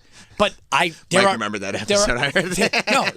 There are people, unfortunately, and thank God I was not. Yeah. But there are people that, when they're 40 and 50, they go, oh shit, I was molested by my uncle, and they don't remember it until then because of that. Right. Because your body's protecting you. That's what's nuts. Right. And that's why I'm hoping, knock on wood. I mean, people say sometimes, verbal abuse and certain things could be worse, but I think mine is more things I saw and all that stuff. So I didn't have that happen, but that's why people find out horrible shit later. Yeah. Because your mind's going, we can't let you remember that. So how long is this process? Like you said, it's the beginning, middle, end. How long is the process? She said it's 8 phases. She says she thinks my whole thing will be 12 weeks or less. Oh, wow. She said 12 weeks or less. Well, that's less than I thought. Maybe 8 weeks. But it's intensive? Yeah. She said 2 phases out of the 8 are going to be really uncomfortable and hard for me. Okay. And then she said the other 6 are just kind of just dealing with it, like maintenance. Do the work. And all that, do the work and all that stuff. So I was willing, people like, are you willing to do this? Do you want to do it? I'm like, yeah, because I don't want to have something happen later in my life where all of a sudden my nervous system goes back to when I was younger. Right. That's nuts. So when do you do it? Well, I'm doing one today, but I don't know if we're doing the first one of these because we're still in the process of But the process is literally starting now. The process has started, yeah.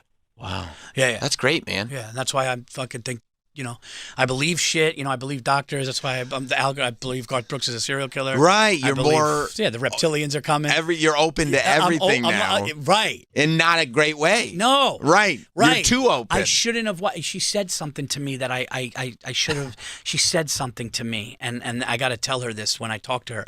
She goes, I need you for a little while to not watch, don't read anything about medical stuff, and don't watch anything violent. And I watched Ed Gein. So I really have to tell her, listen, we may have to start in November. Yeah, I got to tell you, I did something wrong. Did you watch anything violent?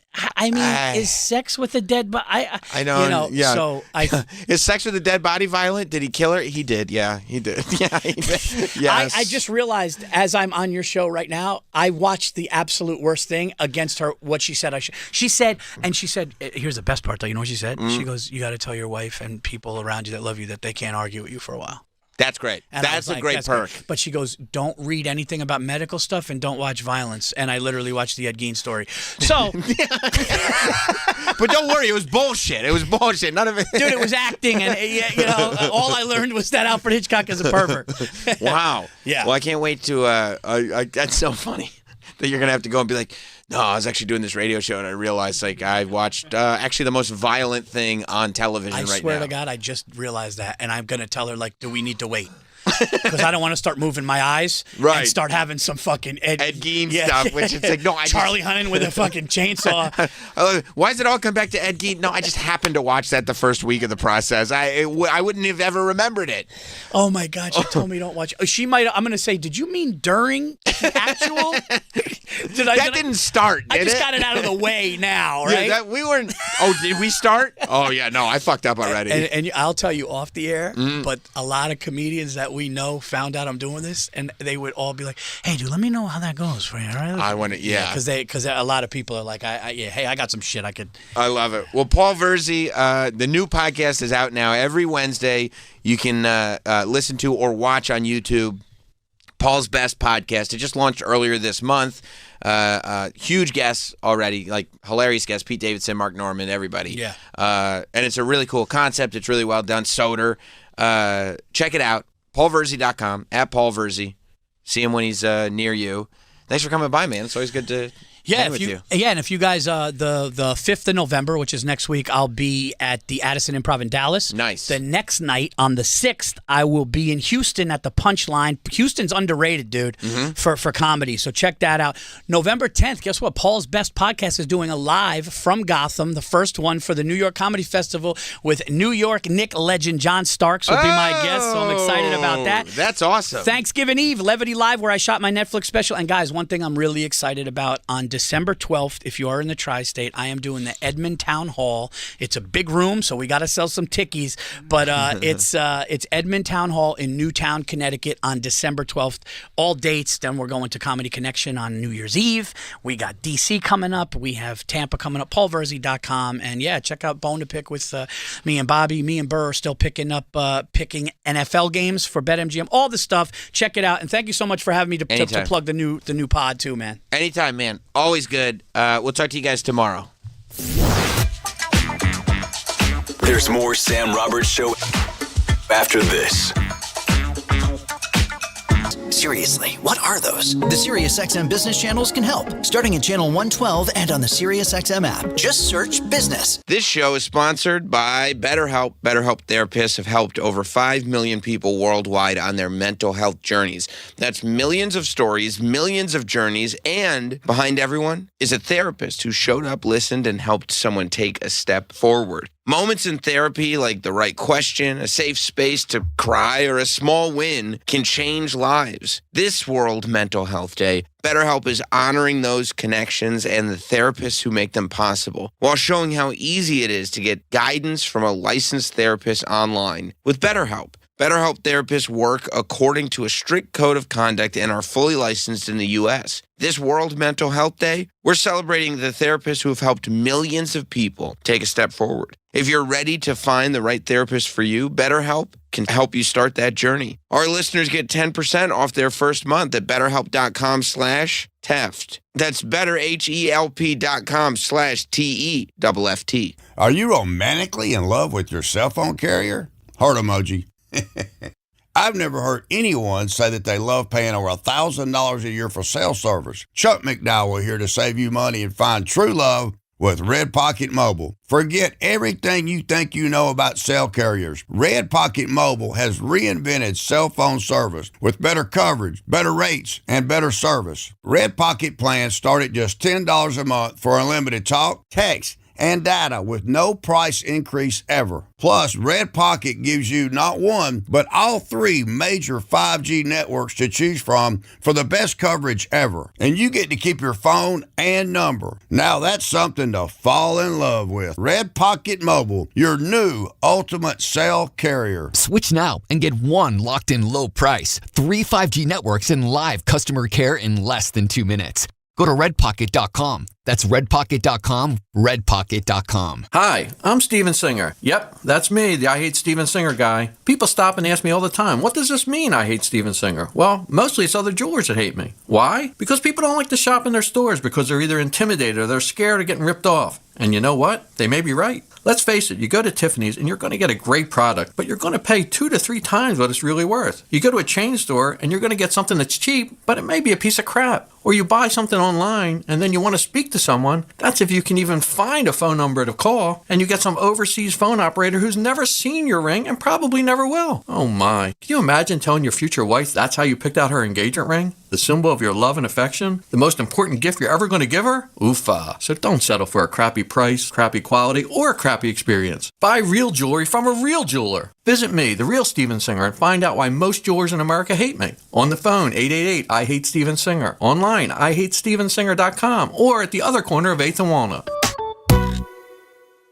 The Bonfire with Big J. Okerson and Robert Kelly. I always say the lady who ran the Broad Ripple, what was that comedy club called out there? Broad Ripple? No, yeah, it's Indianapolis. I forget the name of it. Ripple? You tour, Bobby. You've never been to Crackers Comedy Club? How do you not remember food? It's